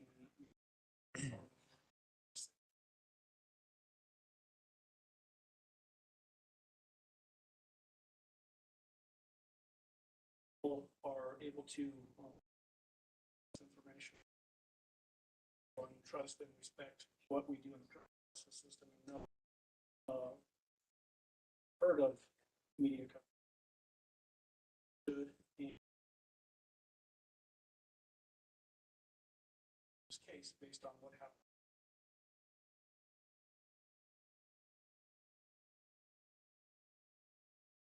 That we ended up seeing a sworn in, all understood those. Still two other motions out there. Okay. Hold on just a moment.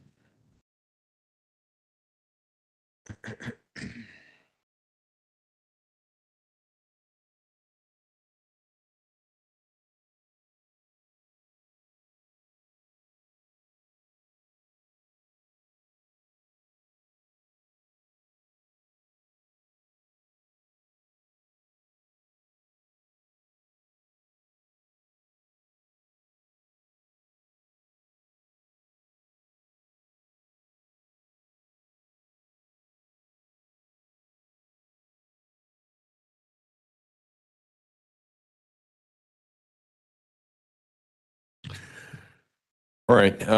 First of all, I've made a ruling regarding this before. I would reassert that ruling. But in addition, we've gone through, well, first of all, everybody wanted to have a questionnaire about what people knew about this case, and I thought that that was appropriate. It was something that we were going to have to deal with, whether we dealt with it in a questionnaire or whether we didn't. But the questionnaire was provided prior to the time that any of the jurors received instructions on the law and what it was that was required, the presumption of innocence, the beyond a reasonable doubt, the right to remain silent, those sorts of things, which is something that all the jurors were advised about during the voir dire sessions.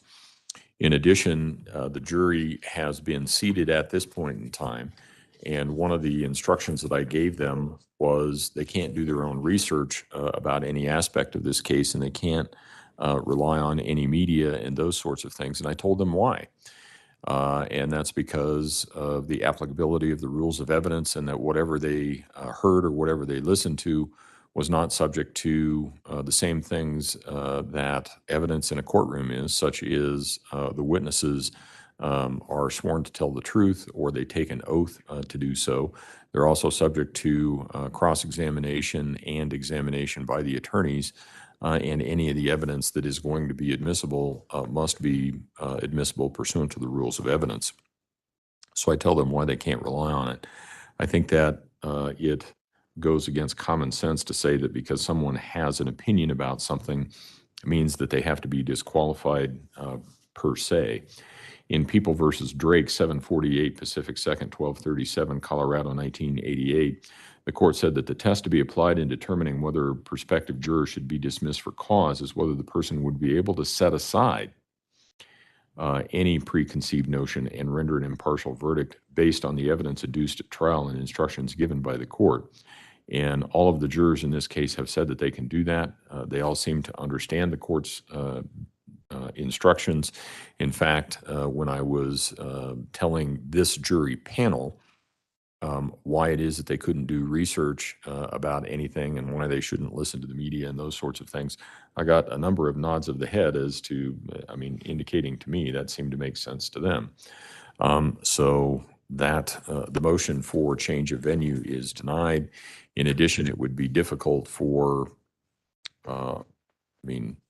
essentially, I think it was Judge Schwartz that had the story about he moved a case to, I believe it was Durango, based on pretrial publicity.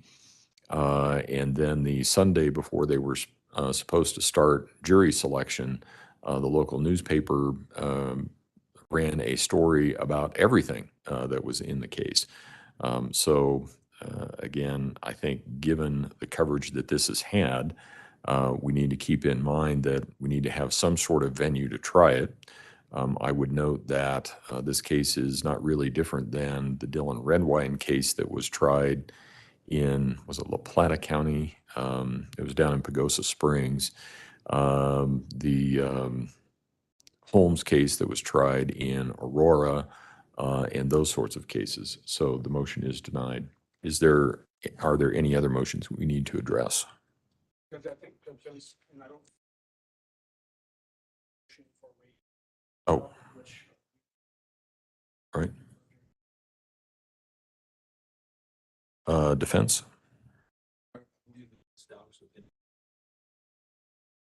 All right.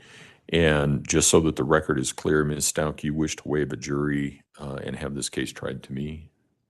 Okay. Let the record reflect that the defendant responded yes. Again, I think that the case law is clear that in some cases where a jury cannot be, where a fair and impartial jury cannot be seated, that the court has a constitutional obligation to make sure that the defendant has a fair and impartial jury. And if one cannot be seated, then the case should be tried to the court. Having said that, the law is also clear that absent that circumstance, the prosecution has a right to have this case tried to a jury. And I believe that I have put mechanisms in place to make sure that we have a fair and impartial jury. And as a result of that, I do not believe that it is necessary that I and I alone decide these issues. As a result of that, the motion to waive a jury is denied. Is there another motion? Okay, we good? Let's Yes. bring him in.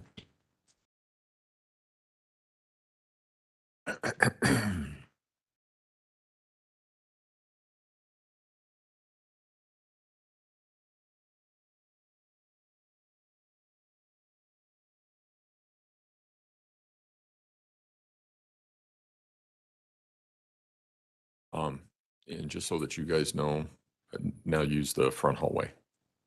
Use the front hallway when you're coming in. So it's just flipped from what we did before.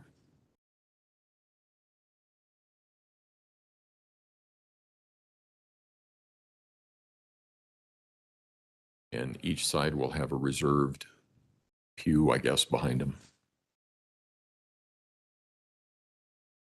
Yeah, that bench behind you, that first bench is reserved for the defense, that first bench reserved for the prosecution. That's the only,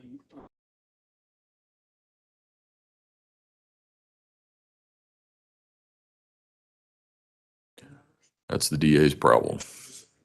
And you can let them know that if there are issues that I need to address, I will address them.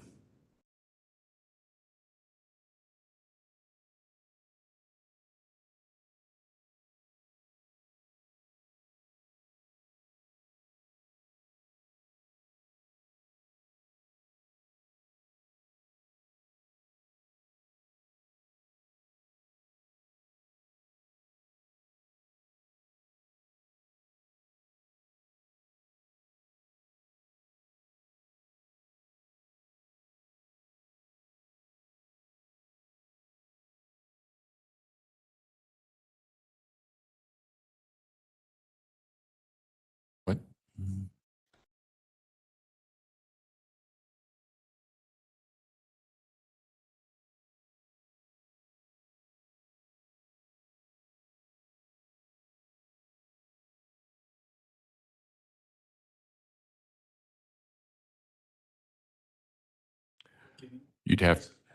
You would have to ask admin, but not as far as I know. Because we're doing it as a live webinar, not as far as I know. I frankly don't think there's any space.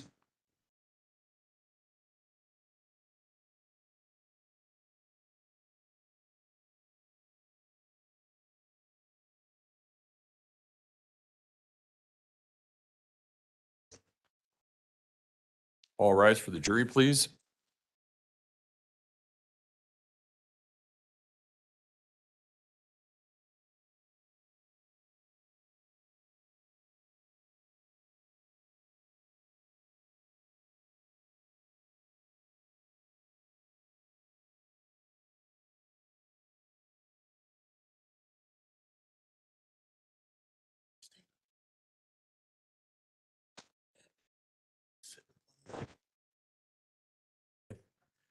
It's okay. All right, thank you. You may all be seated.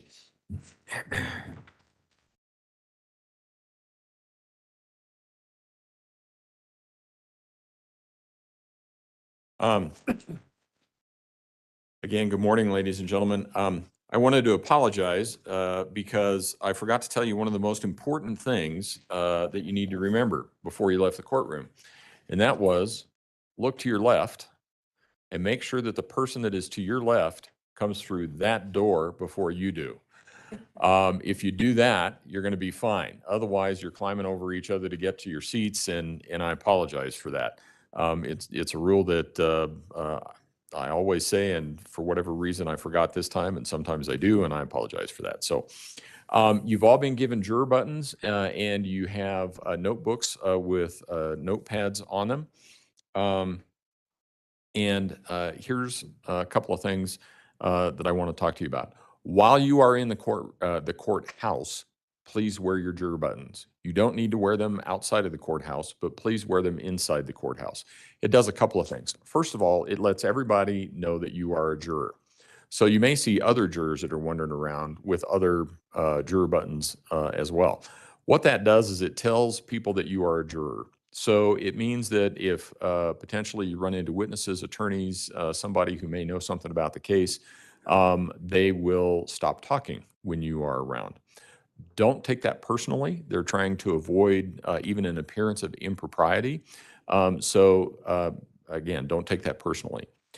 Secondly, it identifies you as a Division 15 juror. The courthouse can be intimidating. It can be overwhelming. And the architects who designed it designed all the hallways to look almost identical. It's an unusual place. People are sometimes anxious when they get here, even jurors as well. And so sometimes they get off on the wrong floor. And we have had jurors in the past become misplaced. Having that button on explains that you are a Division 15 juror. It will help a staff person help you get to where you need to be. So please wear them in the courthouse, but you do not need to wear them outside the courthouse. Mr. Combs has told you how to get in the courthouse in the morning. When you get out of the court, or when you come back after lunch, you'll come back through the Tejon Street exit, just like you did when you first came here, and how you got in this morning. You'll use that same process. Just come up to the 4th floor. Did you show them the video phones? No, Jack talked about it. Okay, so before you go, they'll show you where the video phones are, but they're right outside the elevator. You'll need to call us and we can let you in. So in addition, you've all been given juror pads. They have some information, parking information for you. That's typically the one that is the most important for the jurors. We will also have some parking passes for you towards the end of the day. Don't leave without getting one of those. Make sure that you get one. It will make your life easier. It also has contact information for the county in case it gets lost. But I don't anticipate that's going to happen. But in the event that you need the contact information, it's also there. Your packet also has a question form on it. In Colorado, we do not allow, or we used to not allow jurors to ask questions. There's been a number of reforms over the years, and one of the reforms is we do allow jurors to ask questions of witnesses now. It has to be in a very specific format, however. You do not get to stand up and do your very best Perry Mason imitation.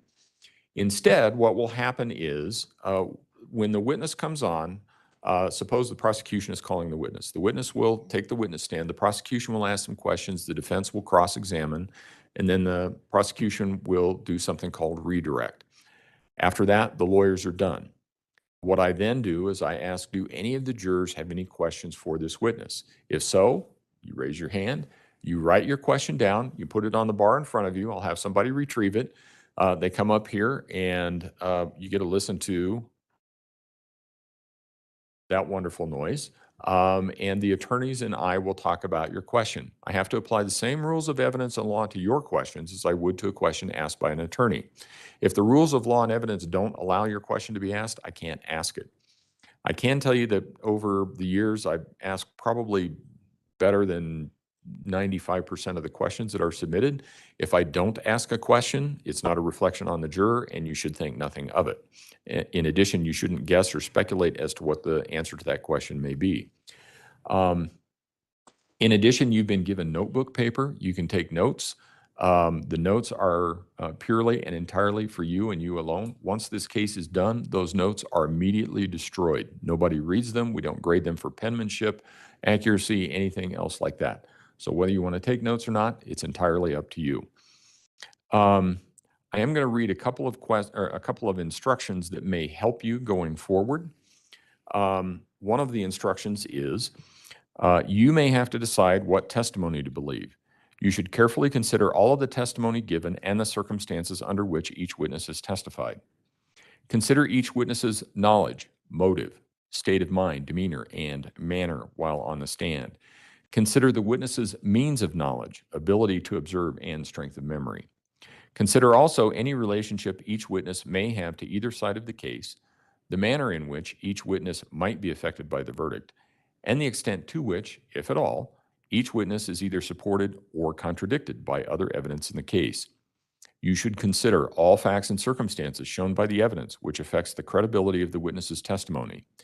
You may believe all of the testimony of a witness, part of it, or none of it.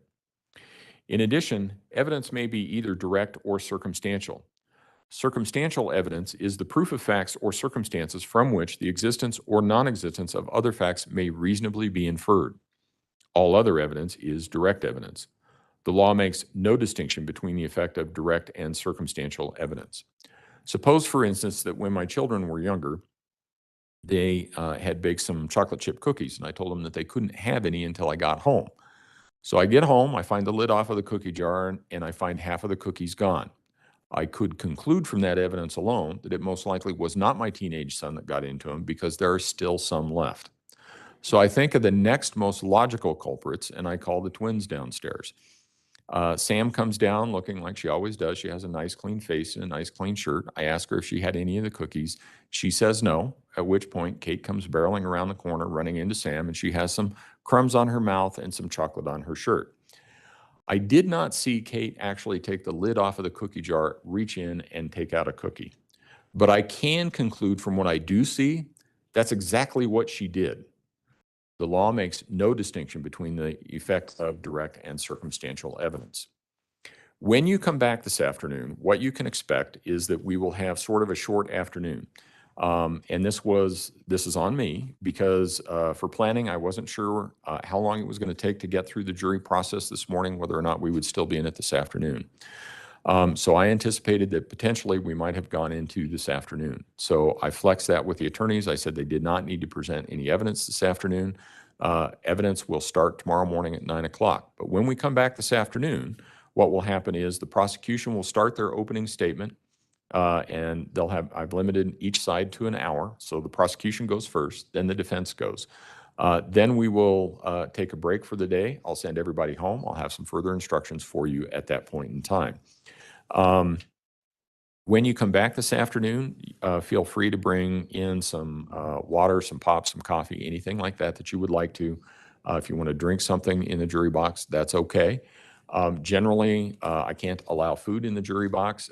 If somebody is diabetic or has an issue with respect to that, let me know because there's a way that we can deal with that. So let us know if that's an issue. You can feel free to stand, stretch. Those seats I know are not the most comfortable. I get it. I sit in one that's similar to that a lot. So I understand that. In addition, don't think we have that juror, but in addition, for any of you who are vertically challenged, sometimes you'll find that the seats don't go down low enough. And if that's the case, we have something that you can rest your feet on so you're not feeling like a 5-year-old in a barber chair. And we got one. We got you taken care of. So we will get one of those, and that should help. The other thing is that feel free to bring in a jacket or something like that if you want to. It always feels warm in a courtroom to me, but that's essentially because I'm wearing a blanket all day long. But if you get cold or something like that, just feel free to bring in a jacket. Again, as you know, most of the eating joints are north on Tejon. There are a few south on Tejon. And your day going forward, your court days will look like this. We need you to be in the place you need to be to meet Mr. Combs in the morning, and he'll get you here so you're here at 9 o'clock. We will start at 9 o'clock. We'll have about a 15-minute recess or a little bit longer than that, somewhere between 10 and 10:30 every day. We'll take a break at noon. We'll come back at 1:15, 1:30, something like that. And we will go into the afternoon, and we will have about a 15 or 20-minute break somewhere between 3 and 3:30 in the afternoon. Then we will stop at 5 o'clock. When we stop, you will be free to return home. Again, you can go on about your business, do anything that you would normally do, except talk about this case or do anything with respect to this case.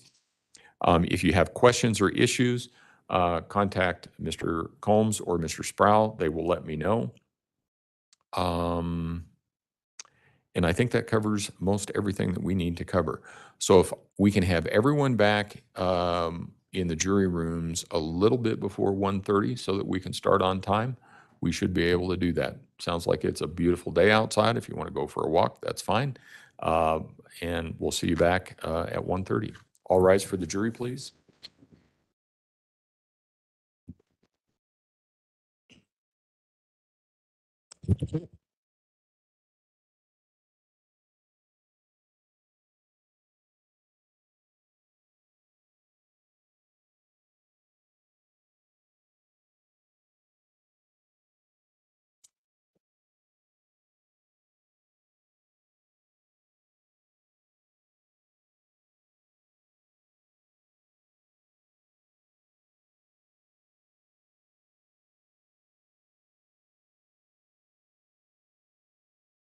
Quick email and see the record should reflect the jury has left the courtroom. So we'll be back at 1:30. We'll start evidence tomorrow at 9 o'clock. And think that's it. Anybody else, anybody have anything else? Prosecution, defense? Okay, all right, thank you. Court will be in recess.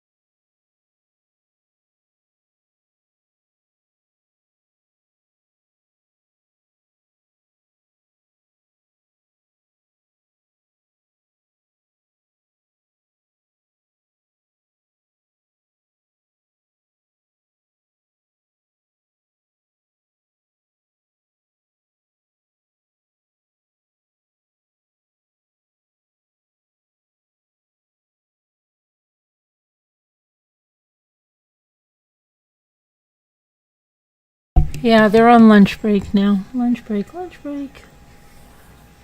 Lunch break. 90-minute lunch break. I think I'm just going to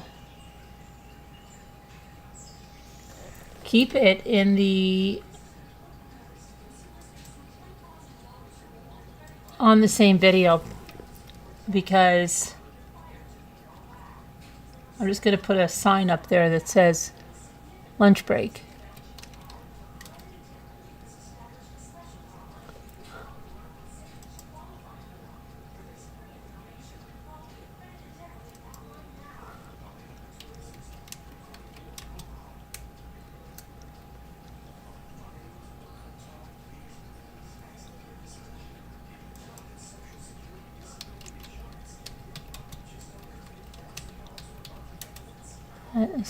Let's see.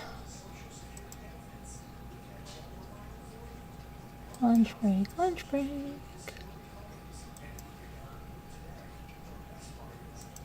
Feels like it hasn't even gotten started. I would be terrible. Like, come on, you guys can do it. You can grab a granola bar. You don't need an hour and a half.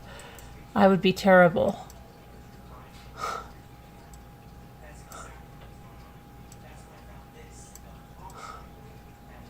Just want to get it started.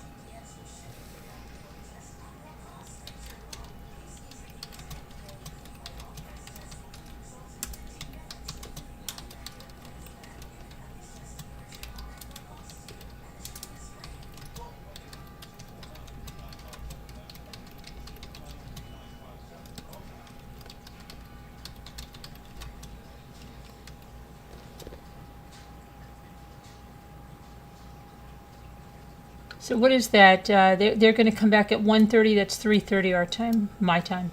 I don't know how many people are on Eastern Standard Time. time zone that rules the world.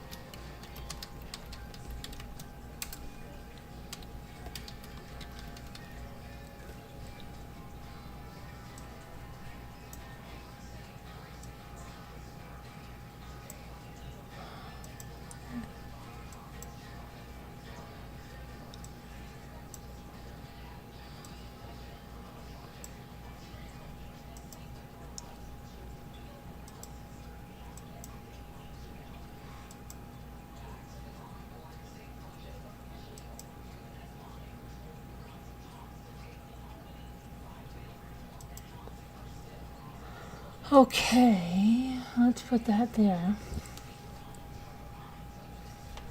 All right. And we just sat through 3.5 hours of nonsense. I know.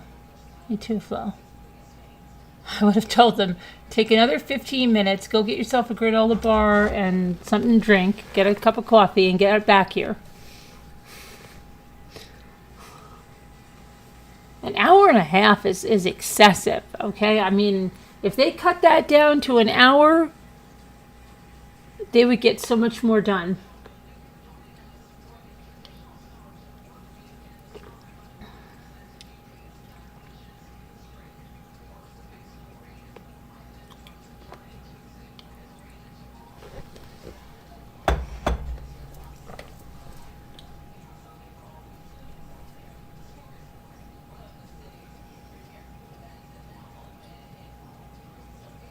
Lunch break, lunch break.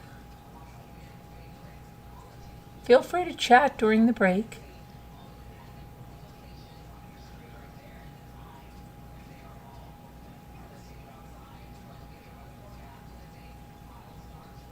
Yeah, I don't know what, an hour and a half. I'm sure probably the majority of them, if they're working, don't get an hour and a half for lunch.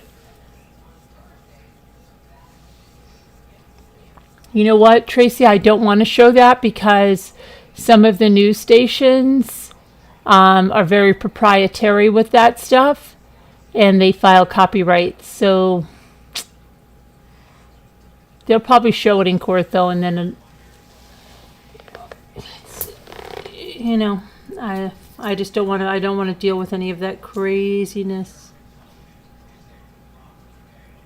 If it was one, you know, with investigators, but it's a media interview.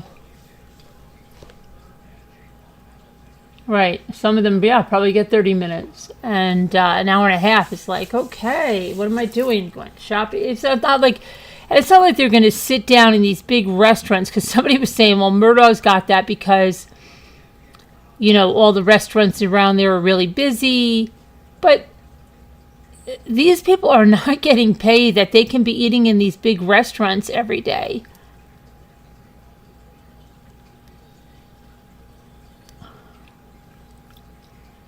An hour is fine. An hour is fine. I have to color my hair at some point because I have to go to the doctor tomorrow. I guess we should just let it play out, because tomorrow when I go to the doctor, I'm just going to let it, I'm going to set it up, and I'll be here until about this time, and then have to go. It's too long. Runaway jury? I never saw that, Judy. You're welcome, Tracy. Yeah. I want to see her interviews with the investigators. I don't think.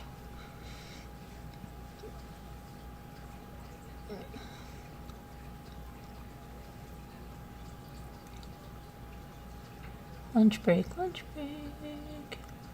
I think it's going to be an hour and a half. Thank you, Judy. I think it's going to be an hour and a half every day, Julie, for lunch break. I think it's unbelievably excessive.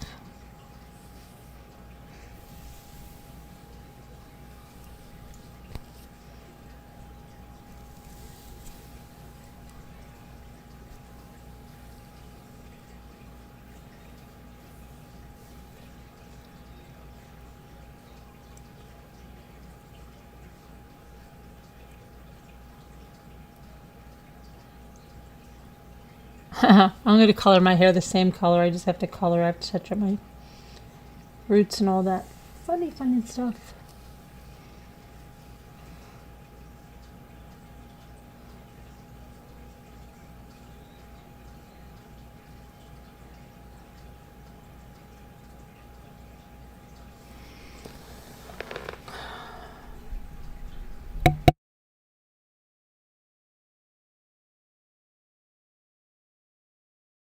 Okay, Judy.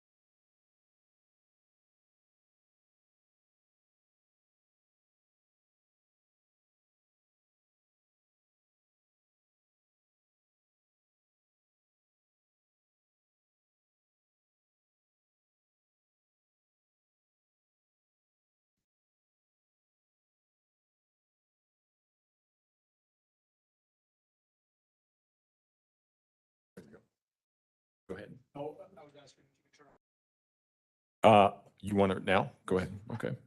And if you want to dim the lights on, fine. I can't, actually, I thought this was for perimeter lights like it is in my courtroom, but it's not. Their panel is up there. If you want to dim the perimeter lights, it's up to you. Okay, all right. Well, ladies and gentlemen, here we go. Paramount question you will have to answer as jurors in this case has to do with sanity, specifically the defendant's sanity.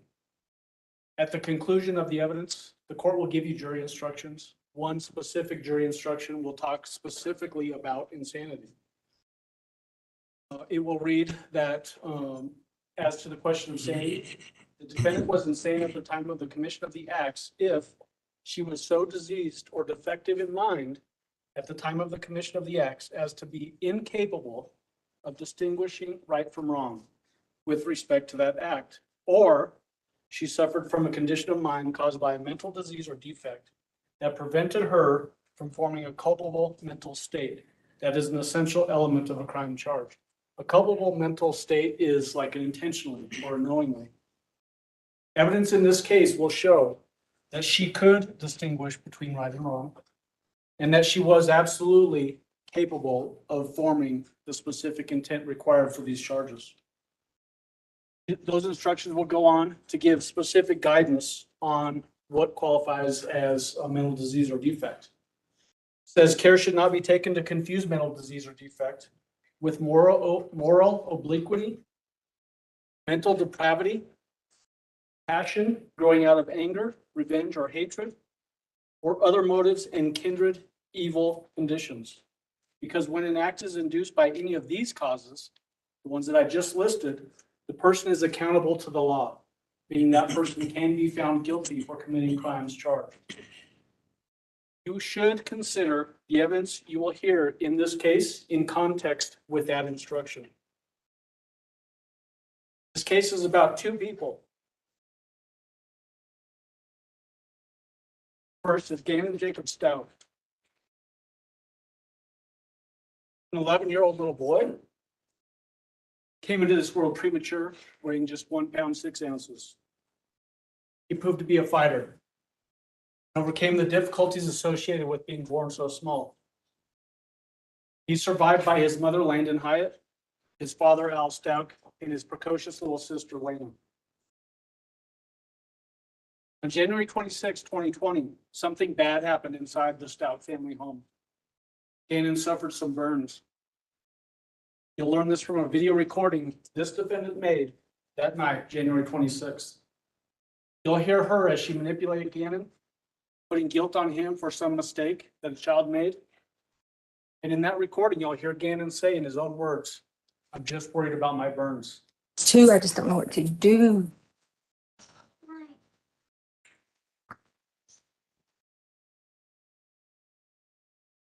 Well, devastating. Initially, Scott, I can't lie, when the TMZ information. Gannon, I promise this is the last time I'm gonna ask you. I'm just freaked out, okay? Are you sure you didn't do it on purpose? Okay, we promise. You promise. Pinky promise. Okay, all right, so listen. We're, all right, we're gonna have to sell stuff to fix it, okay? So we figure out what we gotta sell. We can sell the sofa. We can sell whatever, because we gotta get it fixed. So lady, don't be mad at us and kick us out of the house. Okay? You got it? You got it? I'm just worried about my Okay, shh, listen. So tomorrow, The other person in this case is that last voice you just heard, who said so tomorrow. This lady sitting right here, the defendant. January 26, 2020 and into January 27, 2020, she was the sole provider for Gannon. Her husband, Al Stauch, Gannon's father, serves in the National Guard. He was in Oklahoma for National Guard training, left that Saturday night, the 25th. Everything that happened to Gannon from that point forward was her decision. She carried out actions to kill Gannon, to put his body in a suitcase and hide it, to hide evidence of what she did to Gannon. Told numerous stories to investigators to manipulate the course of the investigation. And finally, to discard Gannon inside that suitcase off of a Florida bridge like garbage. January 27, 2020, Gannon's home located at 6627 Mandan Drive here in Colorado Springs, Colorado, turned into the stuff of nightmares.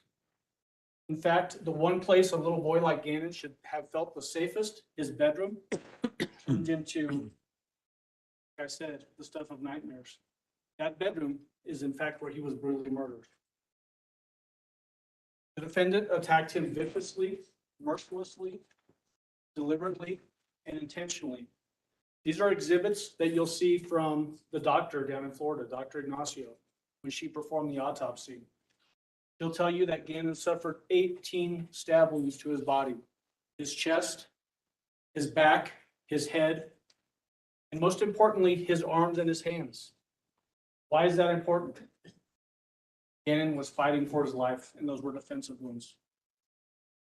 Next came a crushing blow to his head that was so strong, it fractured his skull like an eggshell. That wasn't enough for this defendant. He retrieved a 9mm handgun, fired it at Gannon 3 times. 2 bullets struck the pillow near him and were caught in the fibers of that pillow. That 3rd bullet entered his jaw, traveled through his head, fracturing his mandible, his vertebrae, hitting his spinal cord, and lodged in the back of his head and was recovered at autopsy. Gannon's life drained from his body, drop by drop. The photo that's on the screen right now is a picture of his bedroom. Same corner where he was in that picture, or where you'll see him in a picture in the bed. Each one of those markers signifies a small blood drop that splattered across his wall. It ran down the corner of his mattress, soaked through the carpet padding, and puddled on the concrete foundation below that carpet.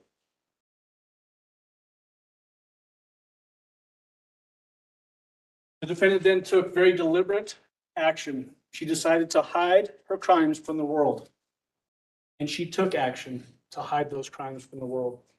She collected Gannon's bloody and broken body and the blankets and pillow that were near him and shoved them into a suitcase and hid them in the storage unit in that basement. That basement storage unit is right around the corner from Gannon's bedroom. What she didn't know is that she was leaving clues behind in that storage room. That plastic tub that you see in the bottom left portion of that picture has Gannon's blood on it. There was an Amazon box in that storage room that has Gannon's blood on it. The concrete floor in that storage room had Gannon's blood on it. The defendant next decided to clean Gannon's room. Deliberately, intentionally, knowing what she was doing. She scrubbed the walls, cleaning them off. She scrubbed the carpet with scrub brushes that were later found in the dishwasher. Those scrub brushes have carpet fibers in them. They have blood on them. They have Gannon's DNA on them. This is Gannon's bedroom when members of the El Paso County Sheriff's Office first came to the house on January 27th in the evening hours. This is what it looked like. No obvious signs of a struggle. No obvious signs of blood as they walked through the house and through Gannon's bedroom. There were no obvious signs of a struggle or a murder because the defendant had cleaned them up. And also realized she had Gannon's blood on her person. Clothes that she was wearing, likely containing Gannon's blood, based off of how much blood had hit the walls, were never found. Her clothing was never found. These shoes, the defendant's shoes, were found on the washing machine, drying. That reddish rust color that you can see on the soles, Gannon's blood and DNA were found on those shoes. You can see just how much blood she was walking through as she was cleaning up that mess. Took more deliberate action. She collected and discarded other important clues. I mentioned she stabbed Gannon 18 times. The instrument that she used to stab Gannon has never been found. That 9mm handgun that she used to fire 3 rounds at Gannon, shell casing ejected out of that firearm each time she pulled the trigger. No shell casing was ever found in Gannon's room. She then took more deliberate action when she hid Gannon in a suitcase, first in her car, and then up north near the El Paso County, Douglas County line. GPS location data was used to track her locations or her movements. And it led to another grisly discovery up just in this area here. A board was found under a tree. That board had Gannon's blood on it. This is miles away from the Stauch family home, which is in the southeast part of the city, close to the airport.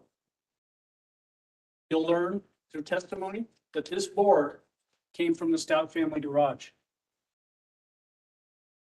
Then took more deliberate and thoughtful action. She loaded the suitcase containing Gannon into the back of a rented van and drove to Florida. And that's the course of her travels from here to Florida. She rented a hotel room in Pensacola, Florida on February 4th, 2020. She drove a short distance from that hotel room, which is sort of by those blue angular marks on the map, up to where that red square is on the map. Drove a short distance from that hotel room, across a dark bridge that drives over a river that flows into the Gulf of Mexico. There she acted with determined purpose. Stopped that van. She hauled the suitcase out of the back of that van, drug it to the side of the road, hoisted it up over the railing, pushed it over the side, hoping that Gannon would never be found. 48 days later, 1,300 miles away from where Gannon was murdered, the search for answers and Gannon's remains finally ended on March 17, 2020, when the suitcase that came from that basement storage room, Gannon's remains, blankets, and the pillow were found by an unlucky bridge worker checking that bridge for safety. And imagine the shock that he felt when he realized what was inside that suitcase. Inside that suitcase, obviously Gannon's decomposing remains. Also, these 2 blankets and that pillow. Remember the pictures that I showed just a moment ago of Gannon in bed? These pictures were taken by this defendant on the morning of January 27, 2020. Sent them by text message to Gannon's father, Al, who was in Oklahoma for training. Take note of those blankets. Take note of the blankets that were recovered from that suitcase. The very same blankets and pillow that were in those pictures on January 27, 2020 were found 1,300 miles away with Gannon underneath that bridge. The defendant then purposely, intentionally came up with numerous different stories about what had happened. Gannon was missing, went to a friend's house and never returned. Gannon was kidnapped and she was raped by a guy named Eduardo. Gannon was kidnapped and she was raped, but this time by a guy named Quincy Brown. She went to look for a bike up near that Douglas County, El Paso County line. Gannon test rode that bike, crashed, and suffered a horrible head injury. And a guy named Quincy Brown takes Gannon, and now the defendant doesn't know where Gannon is. Cartels were somehow involved with Gannon's disappearance. And most cruelly, that Landon Hyatt, Gannon's mother, was involved with Gannon's disappearance. All of her actions were purposely designed by her to distance herself from what she did. Throw off investigators, buy her time, escape accountability for what she did to Gannon on January 27, 2020. At the conclusion of the evidence that we'll be presenting in this case, you'll be asked to determine whether the defendant is guilty or not guilty of the charges that we've leveled against her. You'll also be asked to determine whether she was sane or insane at the time that she killed Gannon. All of her decisions, all of her deliberate actions betray her claims of insanity. She knew that what she had done to Gannon was wrong. Why hide it? You'll hear her own voice through recorded phone calls and interviews. The evidence itself will prove her sanity. As jurors, part of your job will be to determine how much credibility, if any, you give to the witnesses. That same rule applies to expert witnesses. You'll get to hear from doctors. You'll get to hear from GPS expert witnesses. Lawyers get tongue-tied sometimes. And when they take the stand and take an oath, you get to judge whether what they are saying makes sense. Is it credible or not? And if it's not credible, you get to discard it. If it's credible, you can use it in your deliberations, but you all get to decide whether that credibility extends to that witness or not. The same will hold true for our expert witnesses and the defense expert witnesses. Get to hear from a doctor that will testify that the defendant was insane at the time of the murder of Gannon Stauch on January 27, 2020. With all expert witnesses, you should gauge what they're saying, measure it against the other evidence that you're hearing. Does it make sense or not? Like all expert witnesses, if it doesn't make sense, you can discard it.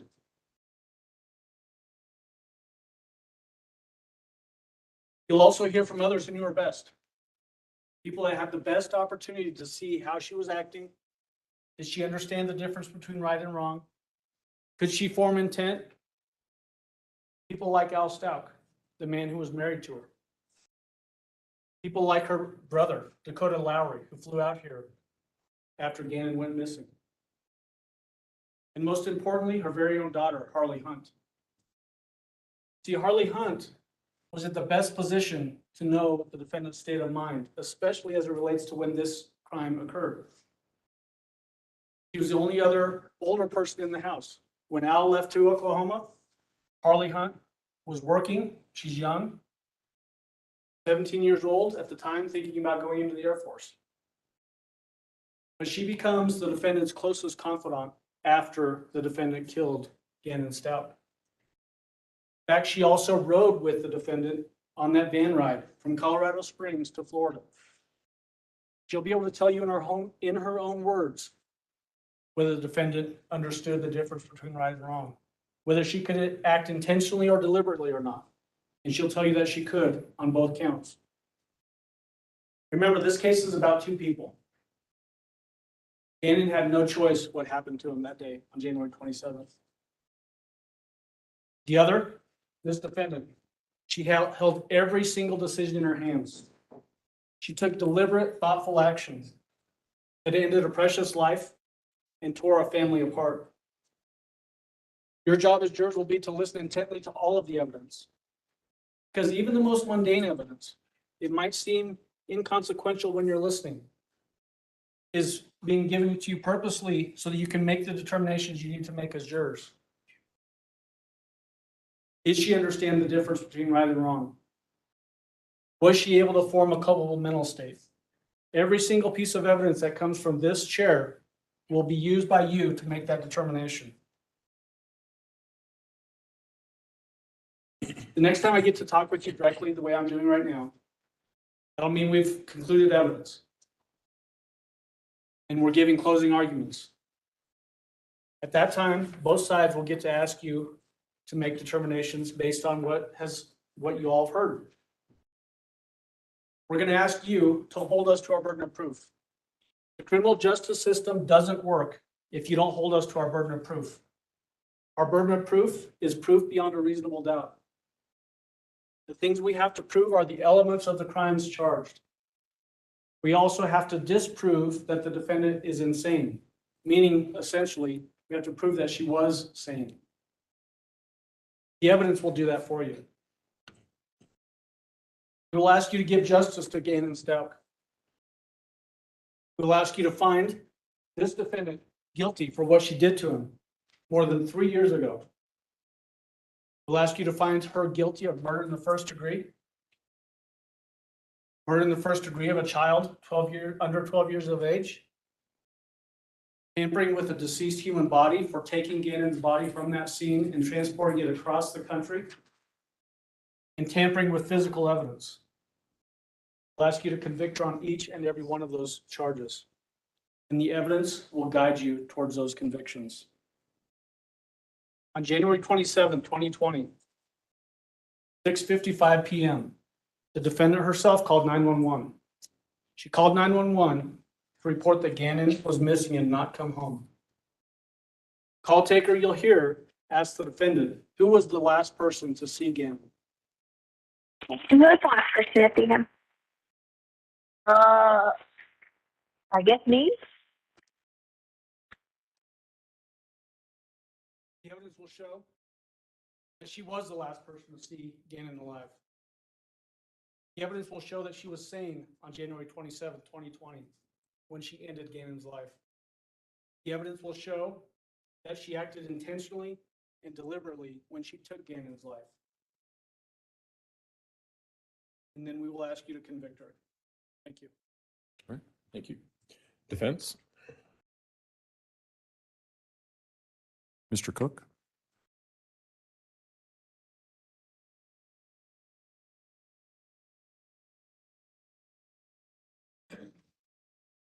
Good afternoon, members of the jury. I talked to some of you during jury selection over the last couple of weeks. To some of you, I want to reintroduce myself. My name is Will Cook. I, along with Mr. Cellini, represent Letecia Stauch. Now, this is a very tough case. We looked at the jury questionnaires, prosecution.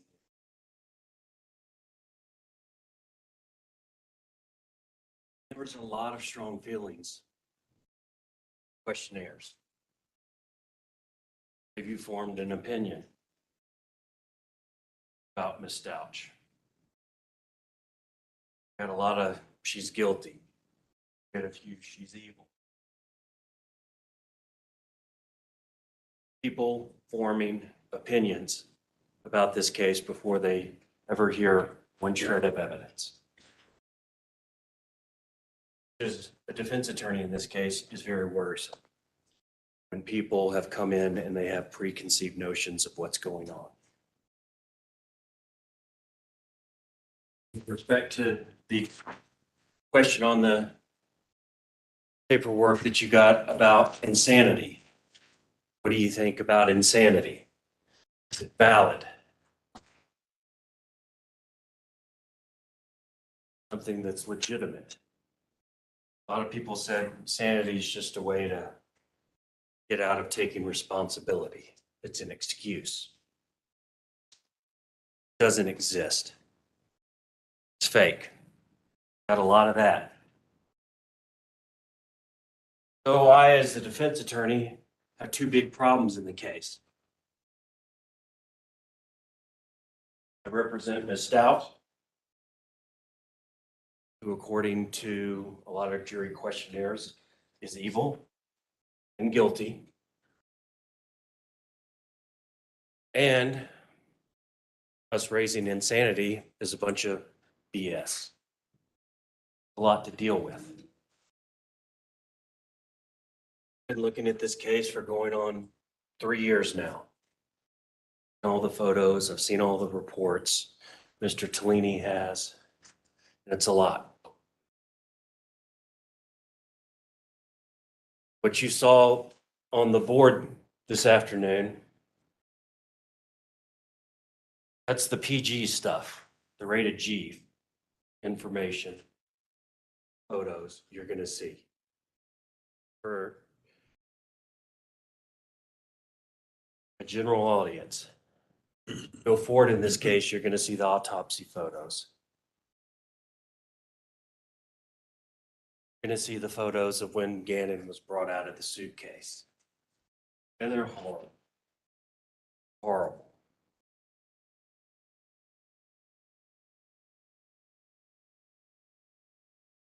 It was an awful, awful thing that was done to Gannon. And I see Mr. Allen get up here and he's emotional, almost into tears talking about it. And I get it. I get it. What happened to that little 11-year-old boy is beyond description. the facts of this case. Awful. You know, it's so bad. This is a lost cause.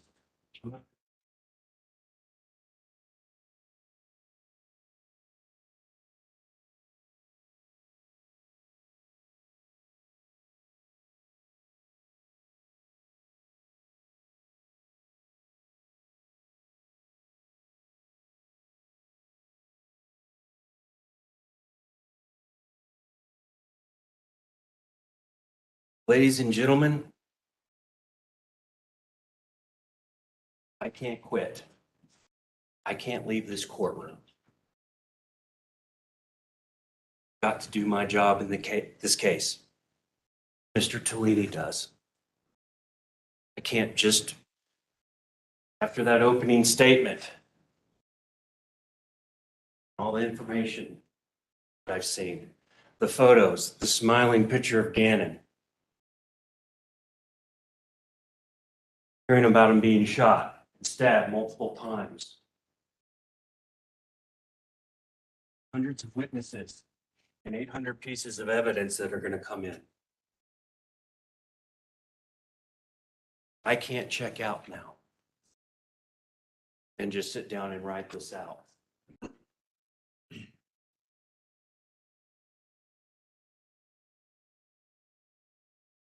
I can't do it because it wouldn't be fair.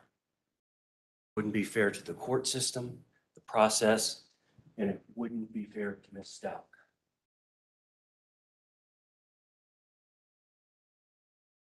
And I know people will say, well, who gives a shit about what's fair for Ms. Stauch?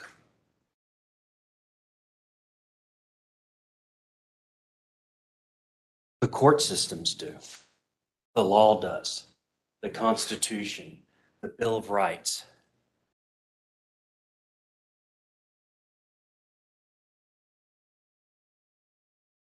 The war fought over these things that we're dealing with today. Old school laws, the presumption of innocence, right to remain silent, stuff that comes all the way back from old Boston and Paul Revere riding through the streets on his horse going, the British are coming, the British are coming. Old stuff, and it matters. And once we decide something in the media, before you have heard one shred of evidence,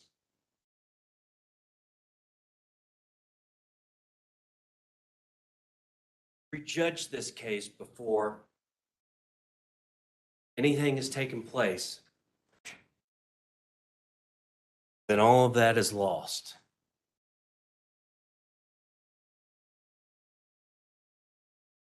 And we are truly a country that is no longer ruled by law, but by the media.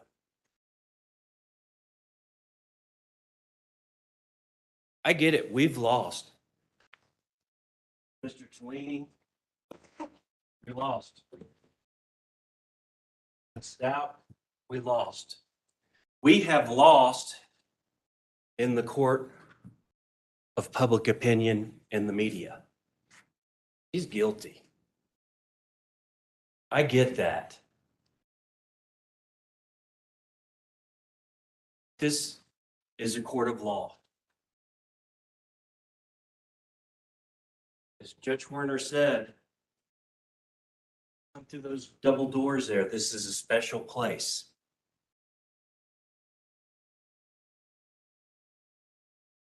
This isn't the media. This isn't Facebook. Wash all of that away. Don't try to get up and walk out of the courtroom before you start it.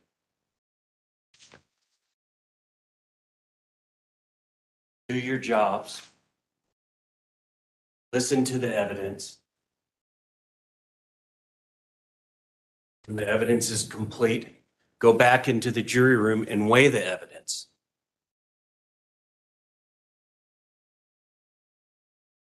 All I'm asking of you, just give us a fair shake.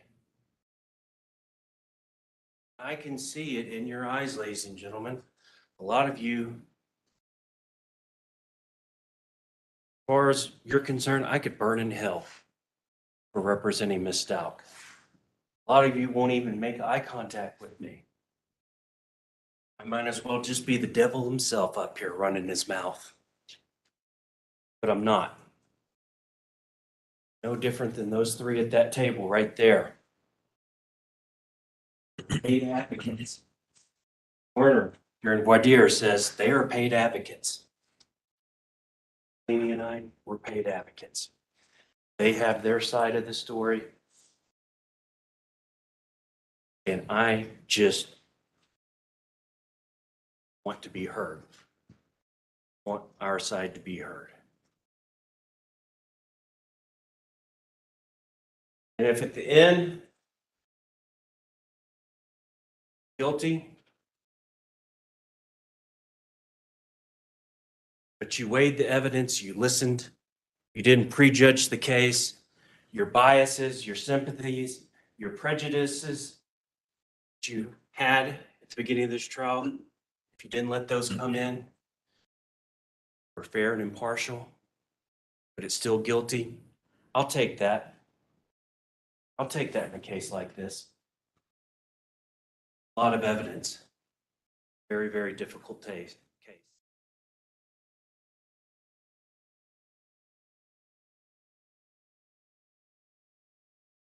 So don't quit on me.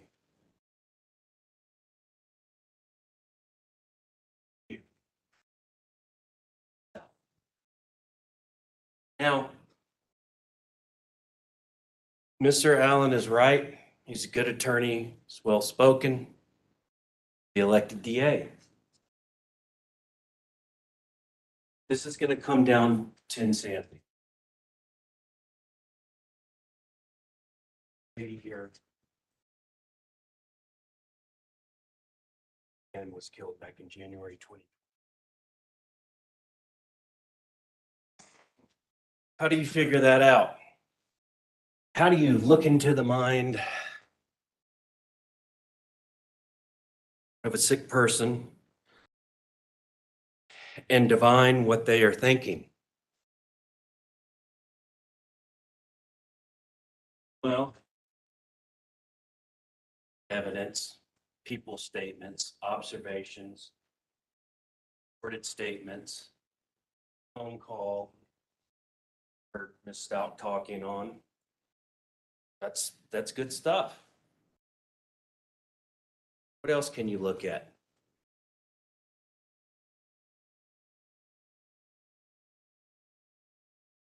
Motive. Somebody's motive. Remember that word? Up every day during jury selection for the past 2 weeks by the prosecution. Motive. You were told, and rightly so, by the prosecution that there is no requirement for the prosecution to prove motive. They're right. Does that mean that motive doesn't matter? No, it doesn't. Not mean that. Even though jury instruction talking about insanity, the prosecution just put up on the board, talked about motive or lack of motive could be a sign that there is insanity or not insanity. And it's in the jury instruction there. So it does matter. It's not required, but it matters. And it matters because it's evidence. You don't have a motive, that goes to show a lack of evidence.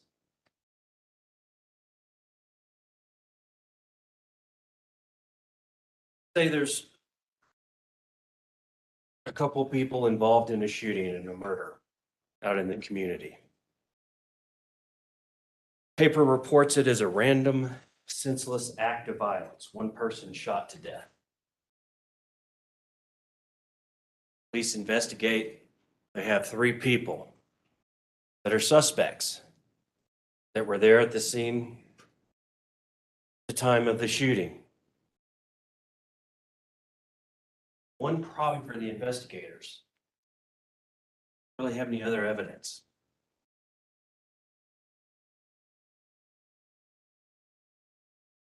A week later, doing some good police work, they uncovered that one of the 3 people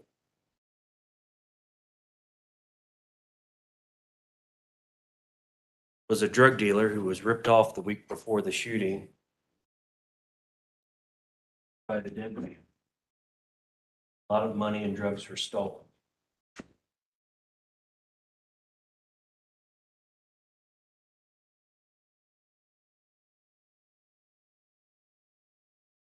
All of a sudden, with that information, this random, senseless act of violence becomes a murder with a motive. It does matter.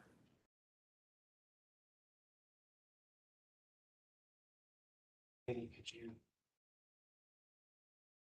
You need to put it up. It's not hooked up yet. You can turn off the perimeter lights if you want. I'm not getting the feed come through.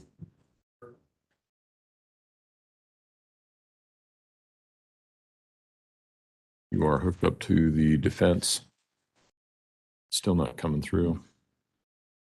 Oh, there you go. Enlarge that or?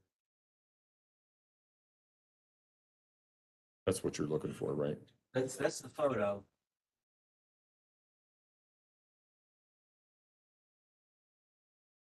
Ladies and gentlemen, if you will turn your attention to the 2 boards, screens. This fancy pointer that you were alluding to, Judge. Extendable. All right, we've got a photo here. We've got some familiar looking faces. Gannon, Letecia Stauch. Stepmom, stepson. Gannon's little sister in the back. You look at that. Looks like everybody's doing pretty good. Happy, sunny day. Maybe Miss Stauch is doing a selfie holding the camera out. Whatever.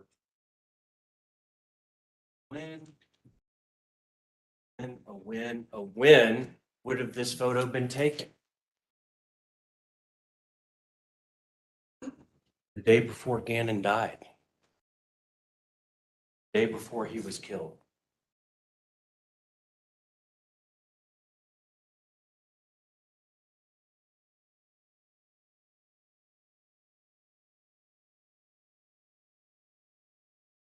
It wasn't a photo of evil, anger. A photo of someone, by all accounts, who was a loving stepmother, care of Gannon. Gannon's father was on a deployment. Stauch worked as a teacher herself in the Whitefield School District, an elementary school teacher. Got a person that was, living would seem like the American dream in a nice suburban house in Morrison Ranch, the suburbs of Colorado Springs, Colorado.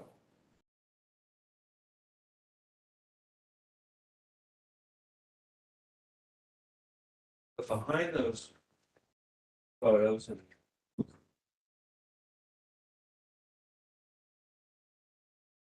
Miles, Stauch. Oh, Yeah, I did. okay. Stauch was hiding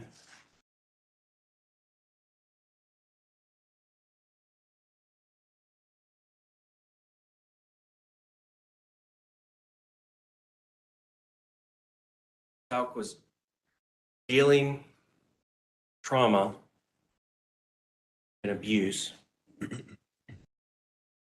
that had been going on since she was a toddler. A troubled childhood. Mother wasn't really much of a mother. She had a line of stepdads or boyfriends or whatever. Her mother, come in and out, come in and out, in and out, in and out of her life. From the time she was 3 or 4 years old, Miss Stauch, until she finally moved out. And she suffered. She suffered horrifically from these stepfathers, these boyfriends of her mother.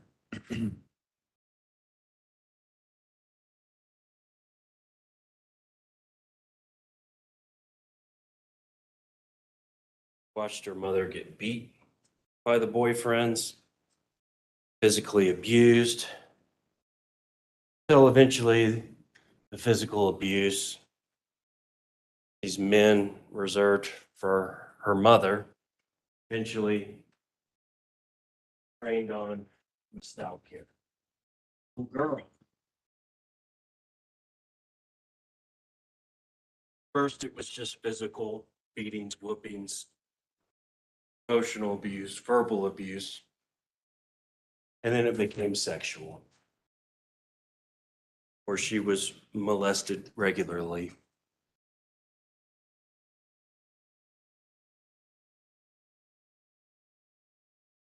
Five or six until she was a teenager. Constant. She used to have to sleep in the car out in the driveway to get away, not have to be molested and sexually assaulted by these men. Sleep in the car in the driveway of her house.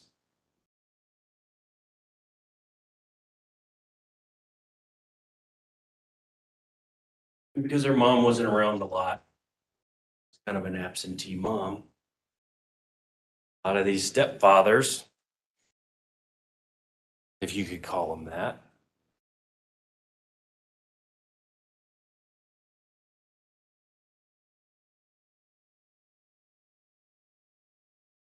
cared for Miss Stauch exclusively. Mom was out somewhere doing something, gone for several weeks at a time.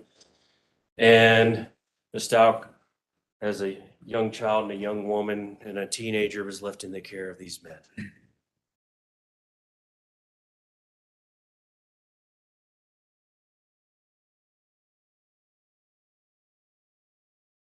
How do you deal with this? You're 6, you're 7 years old. What do you do? Physical abuse, sexual abuse, emotional abuse. How does a kid handle that?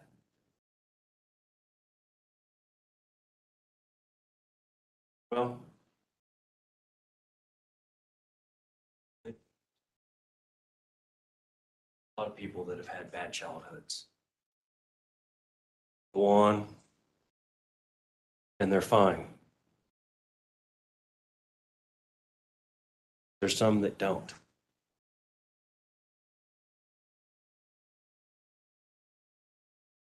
Some is a survival mechanism. Some of these children's personalities fragment.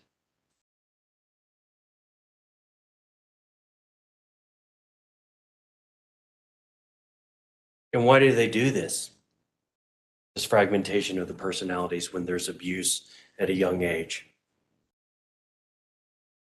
Because in the case of Ms. Stauch, her abuser was also the person that provided her means for survival. A 4, 5, 6-year-old kid does not go out and get a job and work and acquire their own food. pay the electric bill, pay the rent. So while they're being abused, they also, as a matter of survival, have to both hate and love,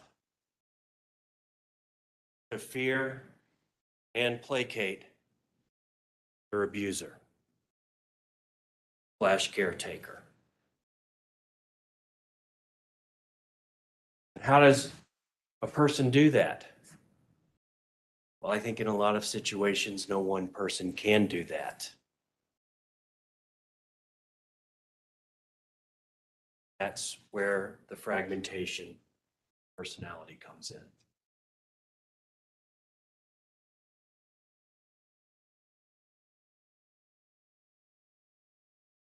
All the good and all the bad, all the evil and the hate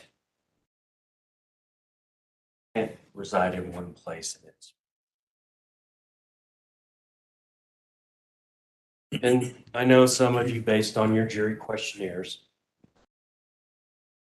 think I'm telling some fanciful tale about this. I get it. I read the questionnaires. But as such, you have sworn an oath multiple times to follow the law and the evidence. Don't like insanity or dissociative identity disorder. That's okay. Joke or an excuse or not valid. That's okay. It's okay if you think that outside those doors. In here, you got to believe it's a legitimate mental health defense, that in fact it exists and that it is scientifically backed. You're going to hear doctors, sworn experts on both sides. So yeah, it's in the DSM-4 or 5, which is the book of psychological ailments and issues psychologists and psychiatrists use to diagnose things. It's listed accepted in the scientific community issue, a real issue, dissociative identity of multiple personalities. Now, whether you believe or their experts believe what our expert believes about whether it was present in Ms. Stauch's case, different issue. But you must, to be fair, impartial, and unbiased, you must believe that it is a possible defense. It is a valid defense. It is a valid defect or disease of the mind that triggers the insanity provisions under the Colorado laws. Laws that trigger when we bring in some testimony or some evidence that there is insanity causes the rules, the laws to pivot. So that the prosecution has the burden of proving beyond a reasonable doubt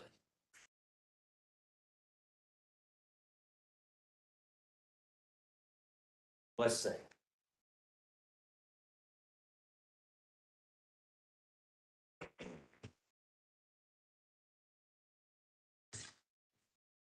in this case, circle back around.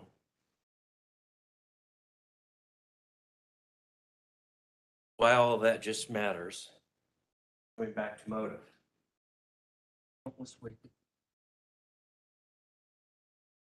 Evidence,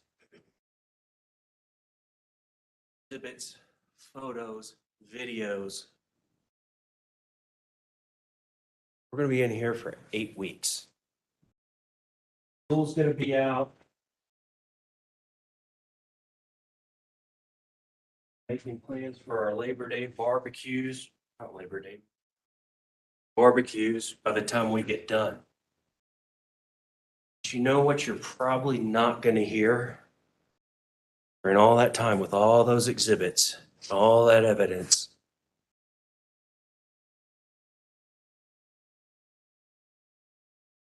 All those witnesses. You're not going to hear about a motive. You're not going to be given a motive about why Ms. Stauch, January 2020.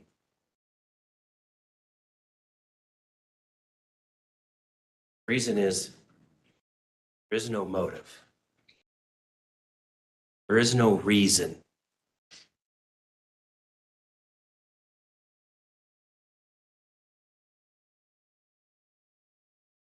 Doesn't make sense. It's insane. Smiling photo. Next day, Shannon's gone.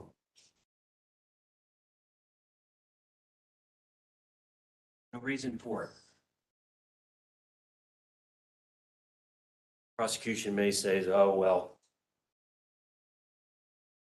makes it that more tragic that it was such a pointless death of Gannon.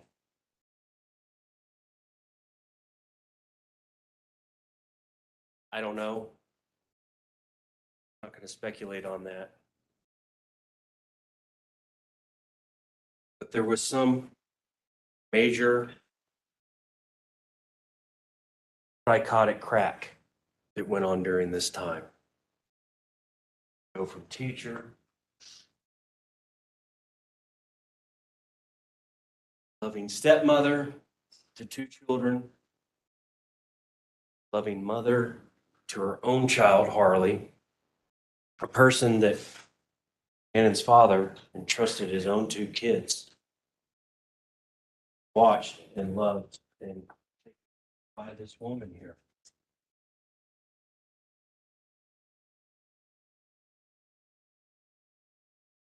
Being a killer of a 11-year-old boy. How do you get there? Big jump.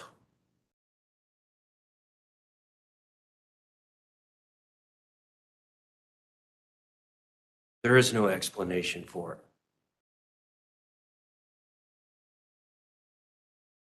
I don't have one.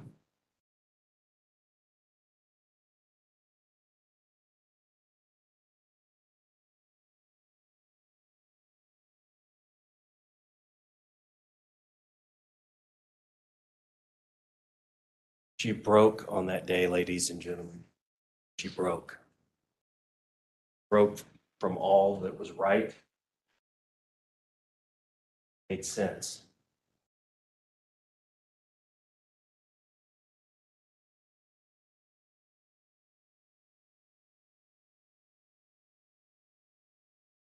And the axe,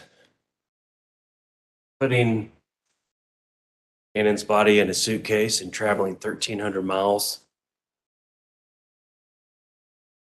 to Florida and throwing the suitcase, Gannon's body in it, side of an overpass. Different stories she told. She was raped by somebody. Person who raped her kidnapped Gannon. Hear all the stories. The prosecution's going to play it for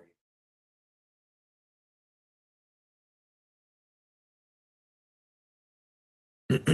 These are all signs and evidence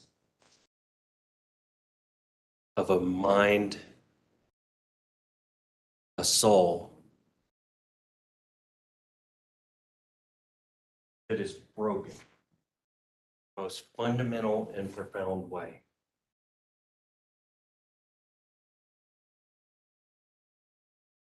So broken, doesn't even know what it was doing.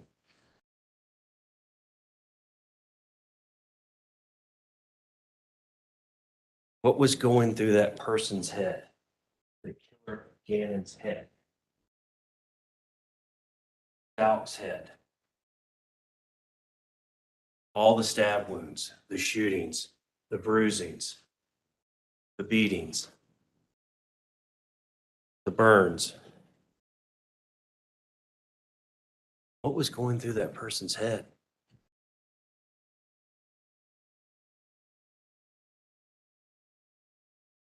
I don't know. I don't know. I couldn't tell you.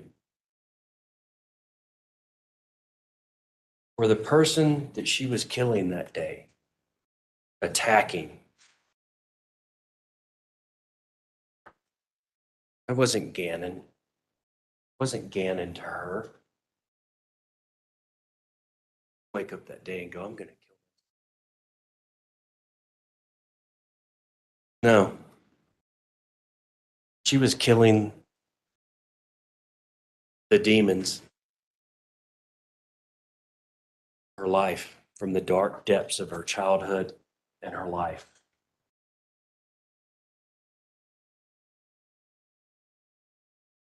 You're going to hear different doctors. We have a Dr. Dorothy Lewis. She's from Yale. She's been at it a long time. An MD, got a lot of experience with this.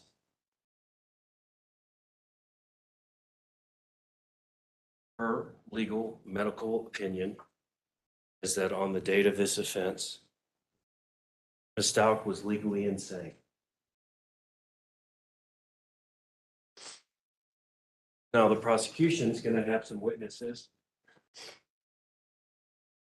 from our state mental hospital in Pueblo that I imagine are going to say, no, she was perfect. She knew what she was doing. It's normal behavior for a person to do that. Yeah, she had some mental issues and everything like that, but everybody does, but they don't know he killed an 11-year-old boy.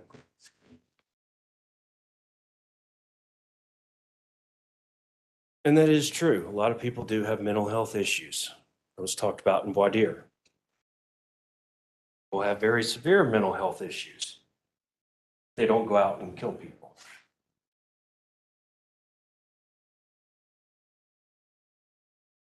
They don't go out and kill 11-year-old boys or their stepsons.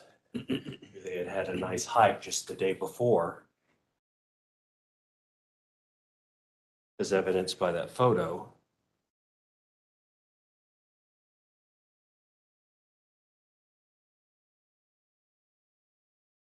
Don't stab the stepson dozens of times. Discharged 3 bullets, a 9mm handgun at the boy, hitting him once, killing him once. Beat him, burn him, and do all these other things you're going to hear about. Wrong, and it's horrible. She not saying. And she will be held accountable. Not guilty by reason and insanity. We'll get a jury instruction. It's about a paragraph long. It indicates in that case, and I think Judge Warner alluded to it, to one panel of potential jurists in the last couple of weeks. She's found guilty, then it's guilty. She's subject to regular sentencing by the court. But if I'm not guilty by reason of insanity, doesn't mean she walks out of here.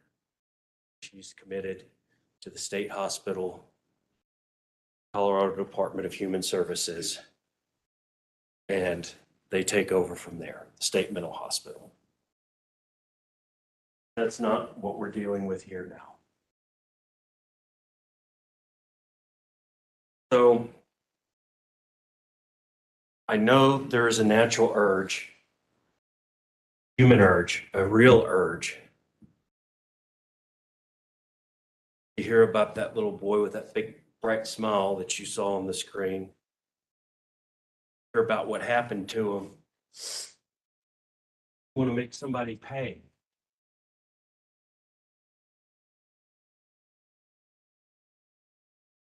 want to make somebody pay dearly. Not right. Happened to that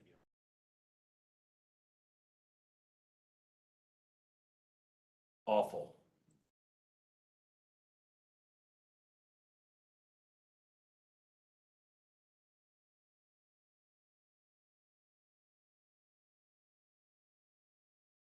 But not providing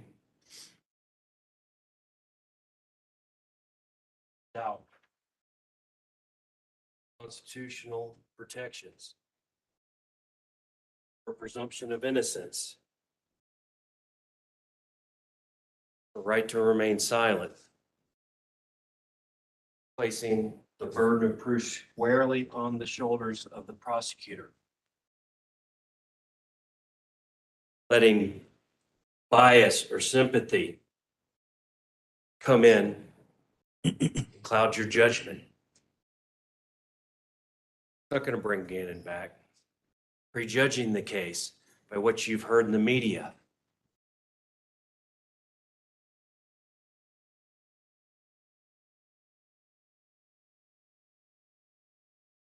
To do no good.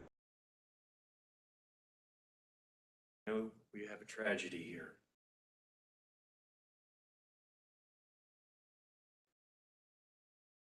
And we know it's terrible. But just listen to the evidence, as I started out with. Don't check out. It's going to be easy. Went into week 6, hearing all these witnesses and looking at evidence. You're going to want to check out. You're going to want to form your decision soon in this case. But you can't do that. For the next 6 to 8 weeks while we're in this trial, you can't form an opinion. Werner was telling you that. You're in an evidence gathering phase now. You're gathering the facts. Like Judge Werner's Miss Denver omelets, this is the ingredient gathering stage. Okay? It's in the cooking stage. When you go back to the jury room after all the evidence is in,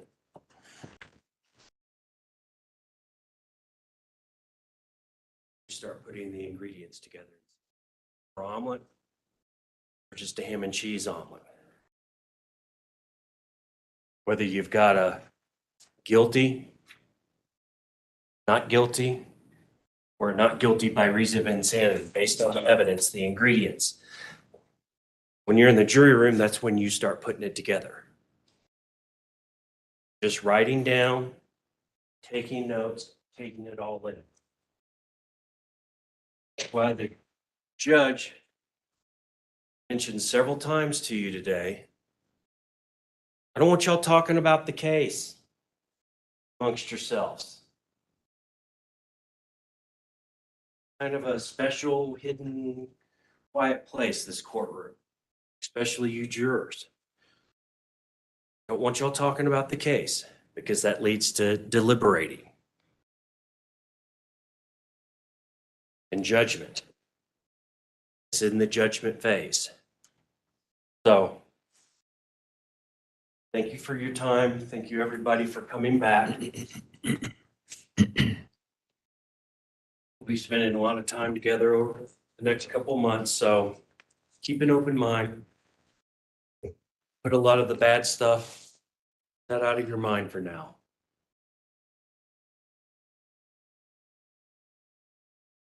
What the prosecution has to say, hear what the defense has to say.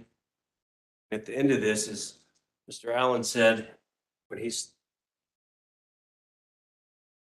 concluded his opening statement, he said, I'm going to come back in a couple months and ask you to find her guilty. I or Mr. Tellini in 2 months are going to ask you to find her not guilty by reason of insanity. Now the trial starts. Had opening statements, you've had all that now. He said, and I said, it's not evidence. Projected up on the board and the videos and the audios that he played. That's not evidence. Remember what the judge said. If you had to deliver a verdict right now, it's not guilty. Woman right here is not guilty.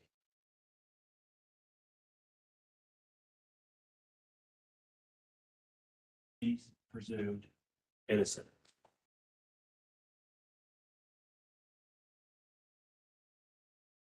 Not telling you to like it. I'm just telling you that's the way it is.